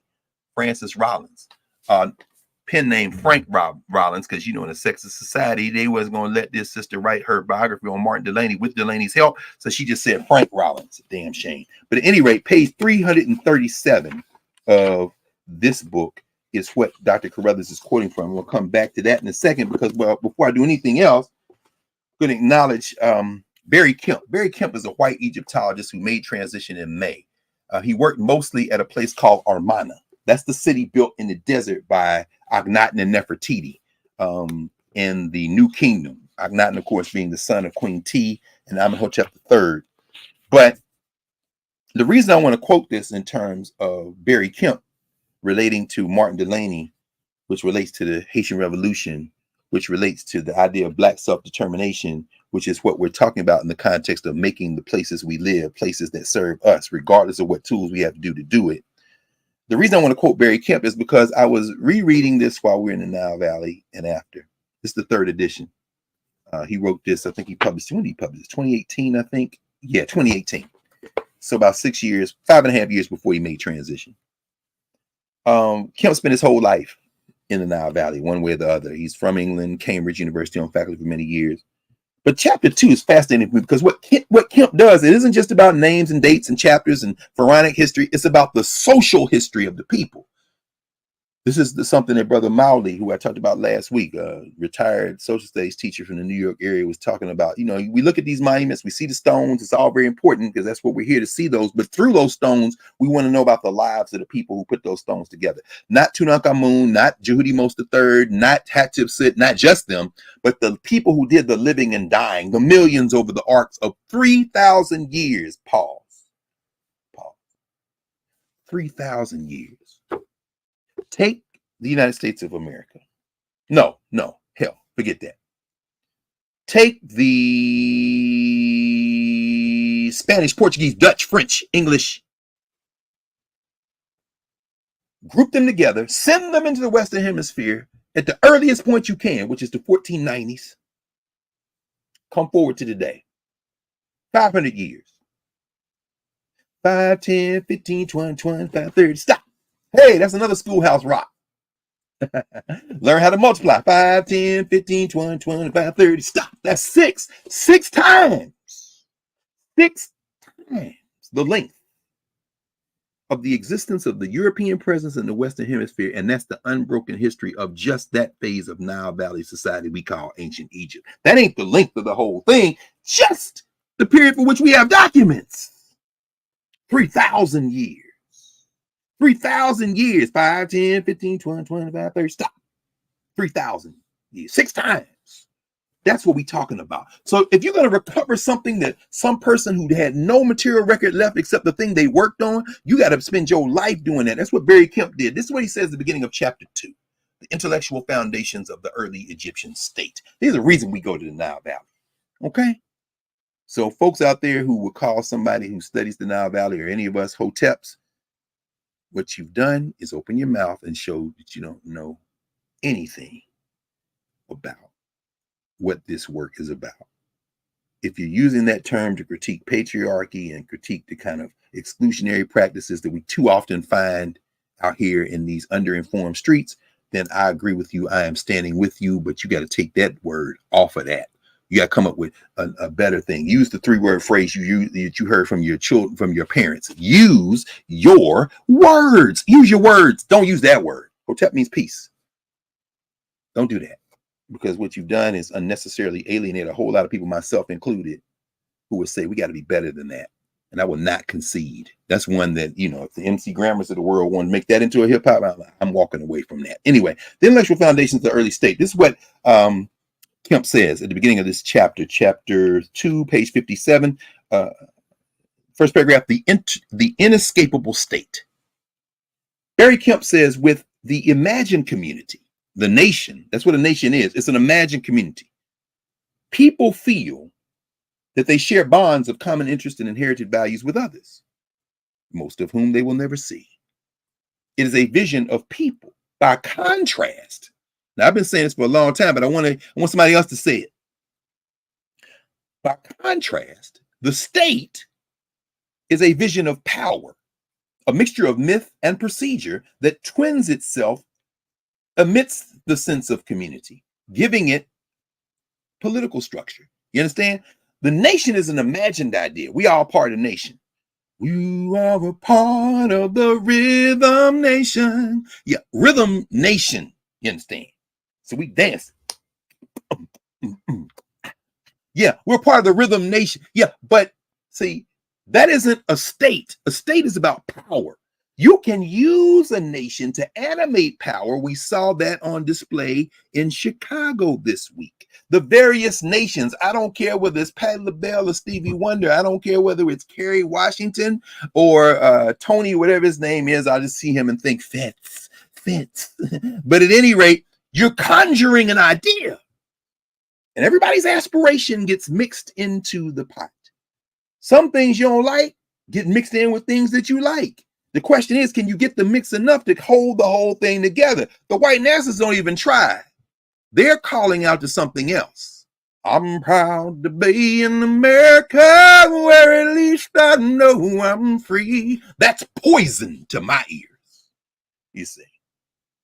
You start saying, USA, USA, where an aging Hulk Hogan can't even tear his whole damn t-shirt out in one swallow. That's a problem. But guess what I heard this week in Chicago? USA, USA. And I heard the Vice President of the United States says she's committed to maintain the most lethal military in the world. And the cheers went up. And I thought to myself, my God, here comes Slick Willie and that Democratic Leadership Coalition mess. Again, they trying to triangulate and go with the USA. Got it. Understand it. But you're playing on a razor's edge, friend. Because now you're trying to mix in a lot of stuff. As Dr. Obenga used to say, you're mixing many things. And what Barry Kemp is saying here, that a nation is an imagined community. It's kind of fragile to try to hold it together. A state, as he says, is a vision of power, a mixture of the myth and procedure that twins itself amidst the sense of community, giving a political structure. Kemp goes on to say, in the modern world, the state has become the universal unit of supreme organization. No part of the land or planet Earth does not belong to one. Although events in the Middle East and North Africa in the early 21st century have shown that legally constituted states are not necessarily as permanent as it previously seemed. He's talking about, he's talking about Israel and Palestine, friends. This is 2018. Let me finish this. He says they can face disillusion, and with it, the reappearance of the turmoil and violence of state formation. State formation comes with violence.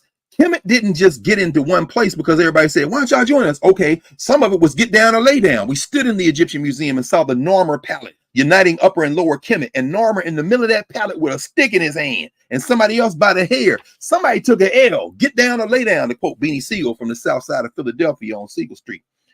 Get down or lay down. Some people had to get down or lay down. State formation comes with violence, and that violence is not connected to race. Although the modern world system, it absolutely is anchored in race. That's where this question of white supremacy cannot be divorced from settler colonialism, including Israel, an ethno state where everybody doesn't have rights because you form that state through violence. And the gun in that hand belongs to a lot of people, the British, the Americans, the whole damn Europeans after World War II.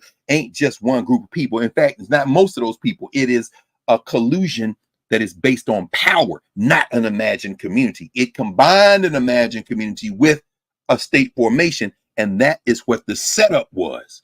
Kemp continues. He says, the driving force, however, is not a return to an egalitarian order, the discarding of the idea of hierarchical authority and coercion, but the assertion by groups who have felt excluded and now wish to have the instruments of state power to wield for themselves. There it is, friends. Barry Kemp, writing about ancient Egypt, as important to what we understand right now in terms of state formation and what the stakes are and how we move forward in a space like the United States of America as anybody else writing, because he's writing about how states are formed and how people who have been excluded are trying to get in it, not because they have this warm feeling about it, but because they say that's how we get power. That final sentence, one more time, Barry Kemp writes in the third edition of Ancient Egypt, The Anatomy of a Civilization. He says, the driving force, however, is not a return to an egalitarian order. So set aside that notion. The founding fathers, this was their vision. No, we're not trying to return anywhere, Lin-Manuel. It's not the discarding of the idea of hierarchical authority and coercion. In other words, you don't want to get rid of the state. You just want to have the power of the state. Ain't that why you're running for president, Cornell? But the assertion by groups, not individuals, the assertion by groups who have felt excluded. He says felt excluded. We can say been excluded. And now wish to have the instruments of state power to wield for themselves. Do you want to create a socialist society? Bernie Sanders, AOC? Yeah. AOC standing on that stage. I see all these people, the radicals, you know, the cosplay radicals, because they ain't changed no state apparatus, but they got all kind of rocks to throw. She's a sellout. Okay. Define that, please. Could you define that? Could you please define that? Who would you rather see in the legislature? Would you like to go? Would you run? Maybe you should run in the primary. Maybe we would support you. No, but either way, once you get there and realize to stay there, you got to do certain things. You got a choice to make. Benny Thompson said, my daddy never voted a day in his life. He was new Fannie Lou Hamer. It was Miss Hamer that recruited me when I was a college student. Now I'm in the legislature. And damn it, ask some people in Mississippi. Some people gonna say Thompson don't do nearly enough for his district. Other people gonna say, thank God Benny Thompson is there. This is where we got money for this. This is where we got money for this. They still trying to fix the damn pipes in Jackson. Do you really think Donald Trump and them gonna help them people? The brother running the EPA will tell you right now, them damn lawsuits, them funky ass hillbillies in Mississippi holding on with their last dying gnarled hands to power in the state because too many Negroes don't vote. Just like they don't vote in Louisiana. You ain't get a chance to have an opponent in there to help fix your pipes in Mississippi. If you are in the state of Mississippi and not registered to vote, you should go register. You better listen to William Barber. I ain't even talking about just black people. William Barber say, if you just get that sliver of poor people, period, white, black, polka dot to vote, you can turn every state in the country, certainly all them states in the damn old Confederacy. It's not that hard. You have to think about it. What do you want? Do you want a feel-good nation or do you want a state power? And can you use the nation to achieve it? The answer is that you can. American history shows us that. World history shows us that. The history of ancient Egypt shows us that. Now, Jacob Carruthers, quoting Martin Delany, is going to quote him for the proposition that the Haitian Revolution was based on a national idea, and they literally took a state. They made a state. There was no Haiti before that. It was a colony. They had wiped out the indigenous people almost, and they had brought these Africans in, and they came together on a national concept, a governance formation, as Carruthers writes elsewhere in an essay called The Wisdom of Governance in Ancient Egypt. That's where the governance formation in our Africana Studies framework comes from. It comes directly from Jedi Shimshu Jehudi. It comes from Jacob Carruthers on the question of governance. Who are we to each other? Ways of knowing, Vodun in this case, a spiritual way of knowing that combines all these people regardless of class, and they call for the revolution, and they have the revolution, which is why we celebrate it. And this is where he quotes from Martin Delany, Life and Public Services of Martin Delany, in an essay in a book Martin Delany wrote called The Political Destiny of the Colored Race. Page 337. He says this. Let me see. Let me go back a little bit because Delany is he says, let me go here. Because remember, Martin Robeson Delany, born in 1812, makes transition in 1887, the first commissioned major in the field in the United States military when he recruits black men to fight in the U.S. Civil War. Before that, an explorer, so many other things. Of course, that's why we go out there with Mama Olabisi and Baba Lekweku Larry to the Delany gravesite, and a lot of Nubians were out there last time. Some of them Nubians ended up in the Nile Valley with us. We were all together. We go there, but he and his wife, his children's remains are there in the cemetery to remember that this is a man who was about a phrase that Kamala Harris used in a different context on Thursday night, self-determination.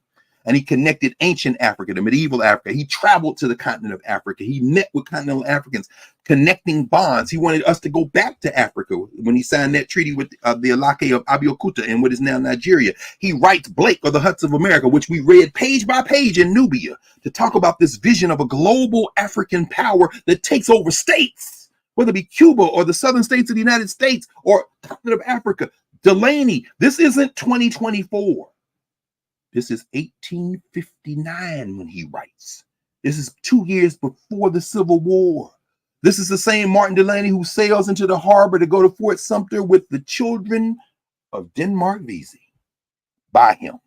To do what? Raise the American flag because they love the American flag? Hell no, because they're going to seize state power. And if you want to wave that flag, no problem. But who we are to each other means we will use this apparatus for our empowerment. It is Martin Delany and the Freedmen's Bureau saying you got to give land to these black people. A betrayal by Andrew Johnson. And in some ways, General Oliver Otis Howard. But we talk about that another day. This is Martin Delany writing in The Political Destiny of the Colored Race. He says, let me see. And here we would not deceive you. By disguising the facts that according to political tendency, the Canadas, as well as all British America, at no very distant day are destined to come into the United States. He's writing at a time when he thinks the United States is going to try to get Canada and everywhere else. Remember, the Confederates wanted Mexico, they wanted Latin America, they wanted the Caribbean. They were going to go that way. And were this not the case, Delaney writes, the odds are against us because the ruling element there, as in the United States, is and ever must be white. The population now standing in all British America, 2.5 million of whites, but 40,000 of the black race, or 61 and a fraction whites to 1 black. The difference being 11 times greater than in the United States. He's talking about Canada here. So that colored people might never hope for anything more than to exist politically by mere sufferance, occupying a secondary position to the whites of the Canadas. The Yankees from this side of the lakes are fast settling in the Canadas, infusing with industrious success all the malignity and Negro hate inseparable from their very being as Christian Democrats and American advocates of equality. So he's saying these people going over there to practice the thing they have in their heart, but they can't do it in the United States in the same way, certainly not in the South, because our numbers are too great. I'm going to skip forward a couple of pages to the part I want to quote that Carruthers quotes. He says, after a due consideration of these facts, as herein recounted, shall we stand still and continue inactive, the passive observers of the great events of the times and age in which we live? I'm going to sit on the couch. Subsequently, submitting indifferently to the usurpation by the white race of every right belonging to the blacks? Oh, we're just going to sit here and watch? Oh, friends, I ain't voting the same. I read Project 2025, but no, you didn't. Listen to Martin Delaney. You're going to sit on the sidelines and watch this L as it forms in your hand? He goes on and says, shall the last vestige of an opportunity outside of the continent of Africa.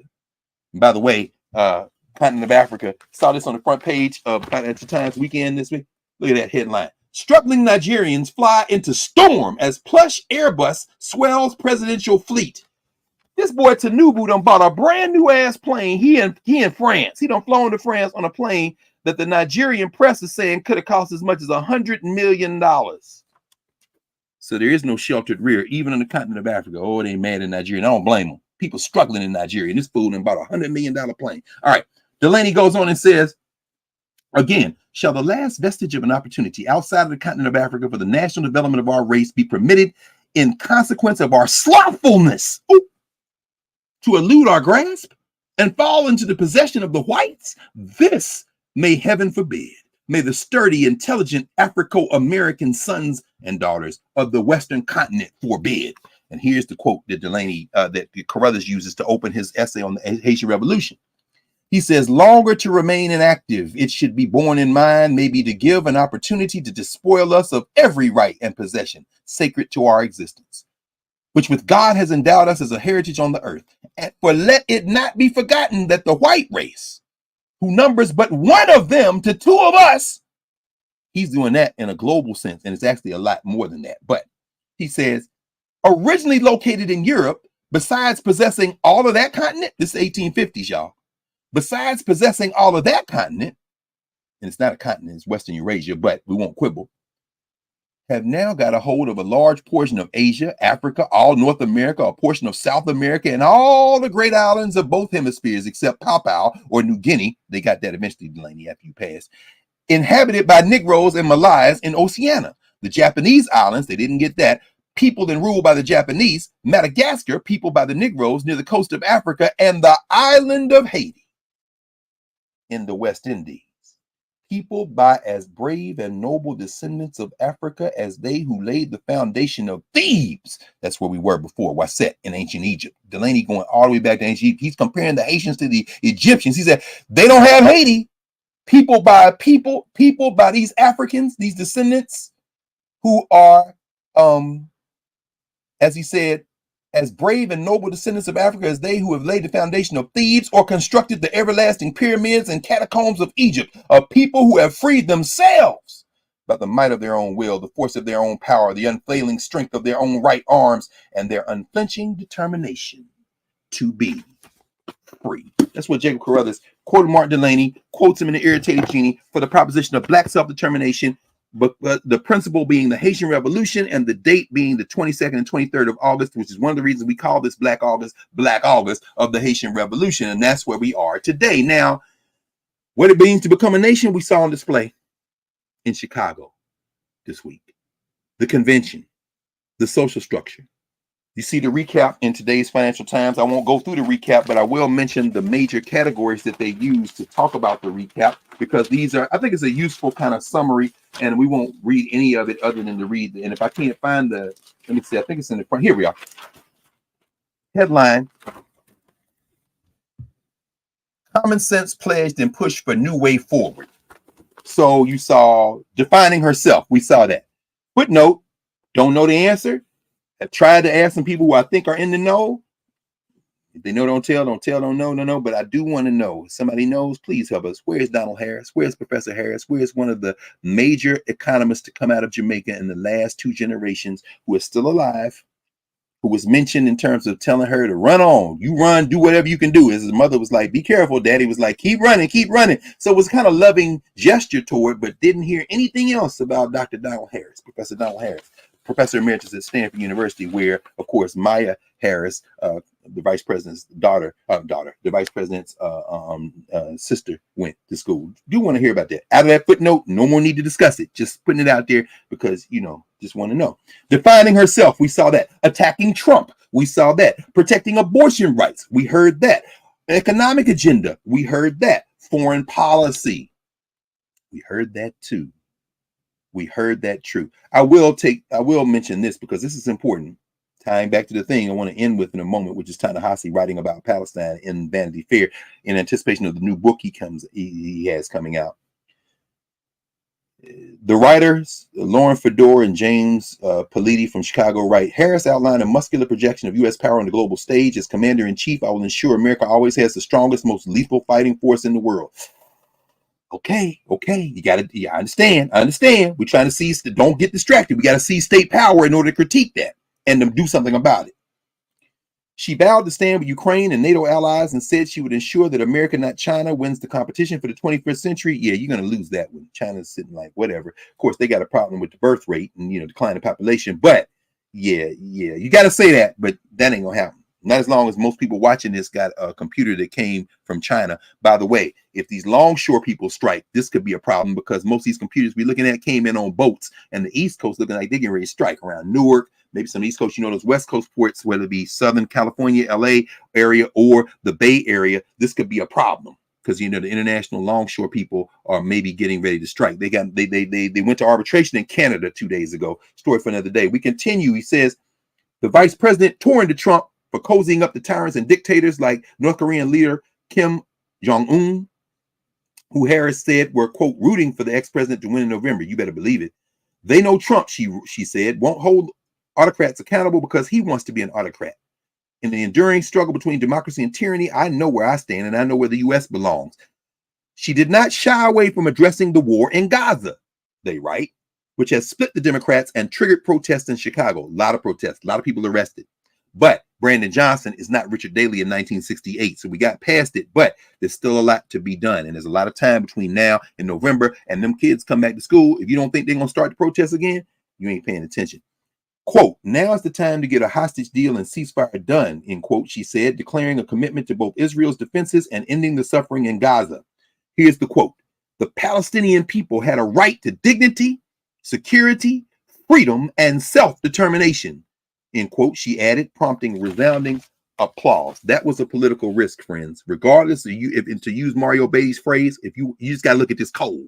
Got to look at it cold. Eve is heart and mind. But you got to commingle those for a moment to understand that some people won't be satisfied until there are no living Palestinians. Shout out to Jared Kushner. Some people will not be satisfied until everybody in Israel gets out to vote. Shout out to all the human beings who say it should not be an ethno state. And in between is everybody else. The violence of state formation that Barry Kemp is evoking in the spirit of ancient Egypt and then using as a proxy for every other society in the world is not going away. The violence of state formation that Martin Robeson Delaney lived through in the 19th century as he's enumerating the places where whiteness has reduced the native populations to subservience is not going away. And the violence of state formation that created the funky settler colony that we call now the United States of America is here now. The question is, what do you do? How do you grapple with it?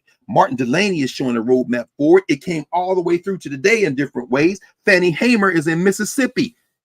The Mississippi Freedom Democrats were not the Democratic Party, but they went to force their way into the Democratic Party because They were an independent party who took advantage of the two-party politics. There were protests in Milwaukee, and with a black mayor. But if you think for a minute that those protests reached the same intensity in Milwaukee that they did in Chicago, you're not paying attention to people who are organized around the principle that there are better opponents to have. And the better opponents met in Chicago last week, not in Milwaukee last month. Let's be serious. We continue. The Social Structure Convention. Only over a month ago, they put the knives in Joe Biden's back. And on the way out, he gave him the middle finger called, I endorse Vice President Harris. Yikes, black people. Boom, from the nation side, from the governance side, went into action. Yes, there are class dimensions involved. This ain't most of the people who are just rank and file trying to live. This is Melanie Campbell in them. This is, Stephanie Brown James in them. This is Adjua Batwe Asmawar in them. They got together. They get together every week, and they overflowed the boundaries of their regular call because the rest of the people coming in, not the same as Bookman making the call in Haiti for everybody. However, the same spirit of let us set aside our discrete differences and for this moment form around this sister, because it's better to have her there than that white nationalist brain-addled Trump and his JVNs. Everybody pause. Then J.D. Vance in there, who is the man Peter Thiel and them wants, because once they ice Trump, that he get to be the president, and now you really got the handmaid's tale. At any rate, the lines have been drawn. Now, the social structure we're in right now, you see the economy. Looks like the interest rate is going to be cut. Jay Powell in Jackson Hole, Wyoming yesterday for the Federal Reserve said, we think we're going to cut the interest rate. And of course, the paper of record for global capitalism, at least in the English-speaking world, the Financial Times, is very happy about that. They like, these banks need to catch up because the banks ain't regulated. They got to form. Why? Because this devaluation is not good. The whole idea of everything going on in the world, from the imaginary notions of currency. Again, I'm just about finished with this book I was showing y'all a month ago. Central bank capitalism, monetary policy in times of crisis. They say you need to lower them interest rates in America to follow the rest of the world. Why? Because people are now starting to look at these other proxies for currency as having more value. Gold, for example, gold is the highest it's ever been. This week it was announced. People are now popping up gold. They found the second biggest diamond in the history of diamond discoveries in Botswana this week. Botswana's huge diamond find brings sparkle to flagging industry. They going back to precious mineral and diamonds. Oh, man, get this imaginary currency flowing again. We need loans coming out. We need banks giving loans. We need this. Don't superheat it. What Powell said yesterday was the stock market is soaring, but employment. We don't know whether it was a glitch because of this computer problem. By the way, it also reported today that Microsoft is saying they're retooling their software. So get prepared maybe for some short-term misery in terms of those who use the platform. I guess it's all of us. But employment may stagnate. So you got to adjust this a little bit. They're tinkering. These are people beyond the capacity of those of us who sees the political apparatus to regulate. This is the international cabal of finance capital. But they may be getting ready to cut that rate. Guess who called and who said publicly to Jerome Powell, Jay Powell, do not cut the interest rate? Donald Trump. Got to pay attention. Why? If you cut that interest rate, it might help the economy. Well, that's what I'm interested in, helping the economy, because it helps my bankers. I don't give a damn about that. I'm trying to get back in the presidency. This is the same fool who may have violated the Powell Act by going in and calling Big B, Netanyahu, his friend, the killer, and saying no truce, as if Bibi Netanyahu needs any provocation to not call for a truce. He don't want no damn truce. But the point is this: Trump wants to win the election. This is his interest because he wants to stay out of jail, kind of same as Bibi Netanyahu. He wants other things, but he's telling the Federal Reserve, don't cut the interest rate. That's the world we're living in now, because you don't want people to think their lives have actually gotten better. We spent a lot of time and a lot of propaganda saying that your life isn't better. Very important to understand. Mass commercial news entertainment media mad at the vice president because she won't get him interviews. Hey, she's playing it pitch perfect. Pitch perfect. When race comes into this, these white nationalists are doubling down. JFK Jr. is with them now. In the battleground states, they have these fights. Voter suppression is real. Check your registration. Check your registration. Check your voter registration. If you are registered to vote in the United States of America, or if you're not registered, register now, and then check it every day between now and the election, because they are trying to knock people off the rolls. They are knocking people off the rolls, violating even the Georgia state constitution in Georgia doing it. And then when you get ready to vote, early voting or the day of the vote, when you do it in person, on election day, watch the fact that they have replaced so many election judges and so many county level and state level election officials that if they can't do it through getting you off the roll, they're going to try to steal it after the vote. We got to overwhelm them with the capacity, with the voting number. It's got to be overwhelmed. And then there's still going to be challenges. Now, when we start talking about, to kind of wind this up, this historical narrative that we saw on display, I like Westmore, good brother. He got all the, threw up the alpha sign at the end too. I said, I see you, frat. It's not important. Now, a lot of people, most people are not in Greek-led organizations. We don't get in that argument. As I told y'all before, when I was student body president at Tennessee State University, I was a member of Alpha Phi Alpha. And the one thing I said was nobody wearing no Greek letter stuff when we have university events. Why? Because most of the people on this campus are not members of Greek letter organizations. So we're not going to do that. The critique of Greek letter organizations is a valid critique. And then there's a critique that understands you don't know what you're talking about. Anytime I walk in a room with Ajwa Batwe Asmawa, who helped run public policy for the International Delta Sigma Theta organization, and see all them sisters, I know what the backbone is between them, the AKA, Sigma Gamma Rho, Zeta Phi Beta. You see the power of those organizations. It isn't just the Greek letter organizations. It isn't just the Qs and the Kappas and the Alphas, and it isn't just the Sigmas. It isn't just the Phi Theta. It's also Prince Hall Masons in the Order of Eastern Star. It's also the Daughters of Isis. It's any political formation that can be, any formation that can be used politically. I don't care whether it's the Nation of Islam, which provided security for Jesse Jackson in '84, scared the hell out of the federal government. And that's how Jesse got Secret Service protection, because Farrakhan said, I'll surround you with the fruit of Islam until they do. And he said, oh, what the hell? We got to give him some. Yeah. But I don't care what the formation is. It can be used for political purposes. We're seeing that now.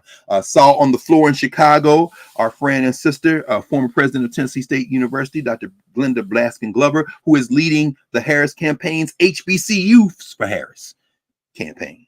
It's very important to understand it's time now for our institutions to flex their political muscle. So yeah, Westmore was up there. Saw a lot of Congress people up there, a lot of different people. Saw former Secretary Marshall Fudge up there. I mean, it's a lot of people. We can start naming black people. We won't do it. We're going to kind of wind to a close now. A lot of entertainers, as I said, Stevie Wonder, Little John, Patti LaBelle, the DJs. It was beautiful to see that. The Democrats do that well. During COVID, as I was started to mention a minute ago, when we were all here, and you saw the video they put, and every delegation nominated from their state, and you saw the videos, it's very powerful tapestry. How they gonna match that? Well, they were all together. They had a DJ, one of them guys who Lamont was telling me was from the period when, our brother D Nice was having club quarantine, and then he was another DJ that came in, and now everybody got their music playing. It's like, these people know how to do it. People said they can't win on vibes. This is an idiocracy. United States of America, they can absolutely win on vibes. But the point is that Barry Kemp said, a nation is an imagined community. The Democrats are excellent at convening an imagined community. Does it lead to state power? That's up to us, which brings us to out of the social structure to the governance formation. I'm using the African States framework. That was all social structure. Who are we to each other? Well, actually, no. I started doing governance. Governance was the Greek-led organizations, the organizational formations, the groups that are coming together and pushing politically to organize for our best interests. That's what we're talking about. That's why we got to check our voter registration. The super radicals, I understand that. The class reductionists, I understand that, who put class before everything. The willful blindness to policy issues. Do you care enough about the people who are not you so that you try to get incremental policy wins? I don't know. That's an open question. But we start talking about this African States framework, the ways of knowing that come involved in that. Everybody was waiting to see our Lord and Savior Beyonce. Well, she didn't come. Why? They didn't shoot their whole shot at the beginning of the campaign.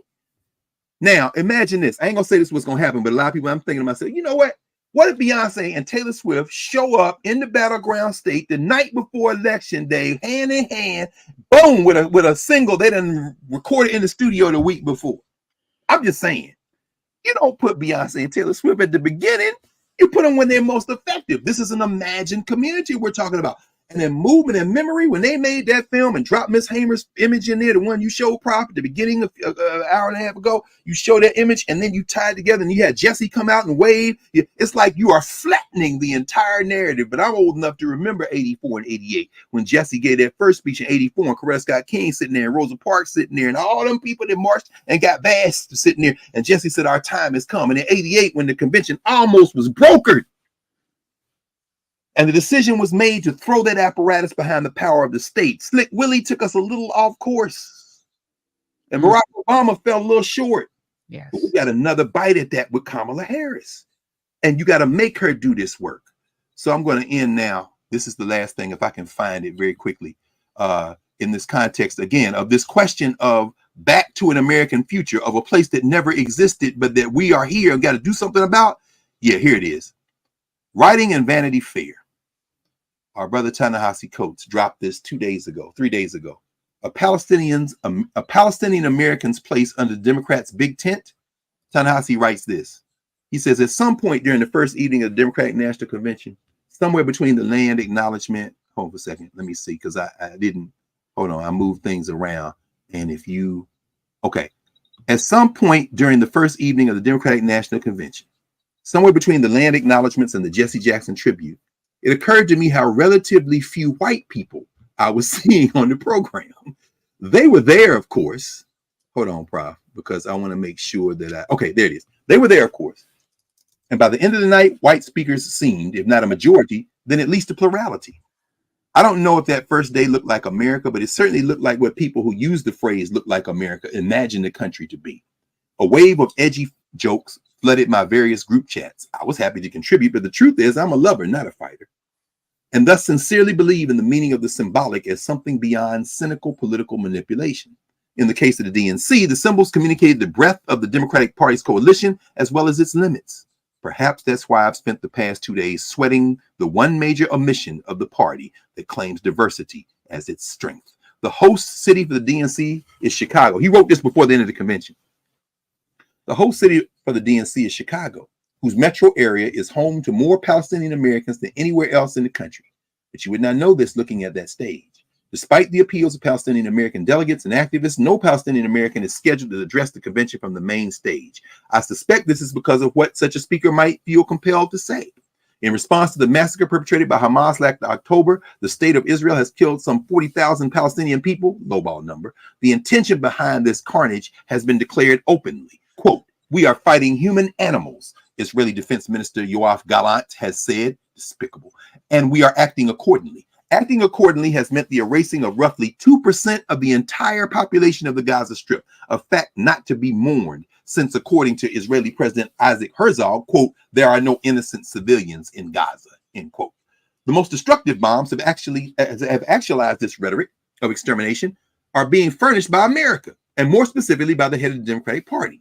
In February, as President Joe Biden sought to seal the nomination from that party, activists in Michigan railed against registering voters in the state to check Uncommitted as a protest against the Biden administration's backing of the war. The campaign garnered 13% of the vote, quickly spread to other states by Democratic Party rules. This entitled the Uncommitted movement to 29 delegates who are here in Chicago to press their case against what has been labeled, convincingly I might add, a genocide. Let me pause there. Those 29 delegates who were on the floor, the uncommitted delegates, friends, this ain't the white nationalists in Milwaukee. The uncommitted delegates were in the room in Chicago. Did you know that? This is unlike Mrs. Hamer. But you know the reason they were in that room? It was absolutely because of Fannie Lou Hamer Thompson. It was because of Ella Jo Baker. It was because of Anita Blackwell. It was because of Eleanor Holmes Norton and Stokely Carmichael. It was because of everybody that went to Atlantic City in 1964 and busted open the Democratic Party. Because remember, because of what happened in 64, the Democrats began changing the rules. Proportional delegations. Yeah, the super delegates come in here too, but the proportional delegation, there are uncommitted delegates. There were uncommitted delegates on that floor because of what Ms. Hamer did. This is the story that has to be told. Ta-Nehisi continues on Tuesday. The uncommitted co-founders, Abbas Alawi and Layla Alabed, hosted a group of doctors who'd been to Gaza to speak to a group of reporters on what they saw. Alawi opened on an optimistic note, quote, "Vice President Harris is engaging with us on this issue," end quote. He told assembled press, quote, "We do view that as a step in the right direction. Get your best enemy in." What did El Joy say? "I wanted to win, and we protesting the next day." That's what we do. Goes on and says, but he noted that their request for a Palestinian voice to take stage had not yet received a yes. As important as this request was, it was also secondary to the group's ultimate aim. Stop sending bombs, Alawi said. So the ultimate aim is to stop the killing. Now, I want somebody to speak In this case, it ended up being Keith Ellison. In this case, it ended up being the vice president of the United States. No, they did not get the Palestinian person. They had several nominated, including some local officials, state legislature, a sister from state legislature in Georgia who is Palestinian. They wanted her, but the Democratic Party didn't do it. And DNC, you lied about it. You try to say that they rejected that. That's a lie. It came out very quickly, then you went mute. That's a mistake. You got a time to cure that now. But the point is, it made it to the stage, just not in the voice that people wanted. Ta-Nehisi continues and says, the assembled doctors were charged with making the import of these bombs apparent. Their testimony was bracing. One of these people, by the way, was one of the people they nominated. They wanted to speak, one of the doctors who had been there. They spoke of a campaign that was destroying life and everything needed to sustain it, of entire families exterminated. Imagine if you're Rashida Tlaib, who along with Ilhan Omar, who along with Summer Lee and some were in that room last week. Imagine the pain. Rashida Tlaib losing members of her own family. Dr. Tammy Abu Ghnaim, a Chicagoan, said that when she was practicing in Gaza in March, she was hoping for a quick end. I remember thinking this will be over soon. This has got to be over soon, she said. Instead, conditions had only gotten worse. Every single child in the Gaza Strip is either undernourished or malnourished. There's now they talking about outbreaks of things they haven't seen in Gaza in decades. Every single child is in need of psychological care that they will not get for a long time. Dr. Ahmed Yusuf, a pediatrician who did shifts in Al-Aqsa Hospital in Gaza, told us about his first day in the trauma bay. We could hear the bombs and we knew the people would come in pieces, he said.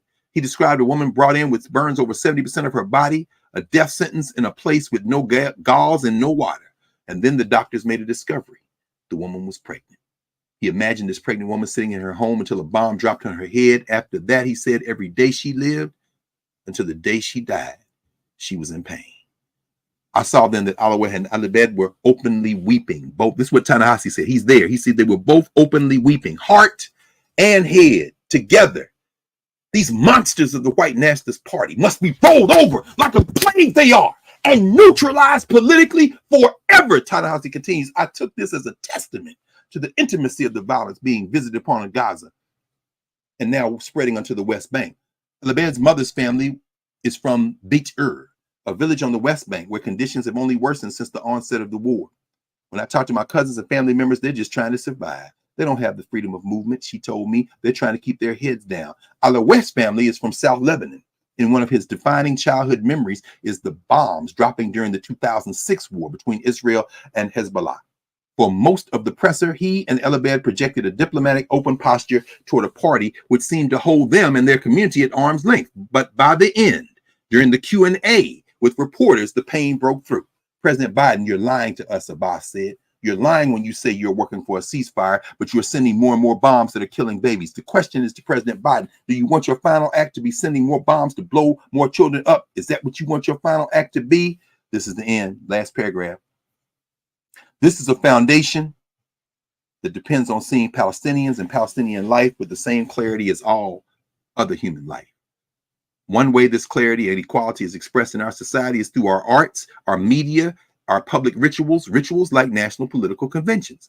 Maybe more than in any other year, this DNC has urged its various constituencies to highlight their identities and the collective pain that animates them.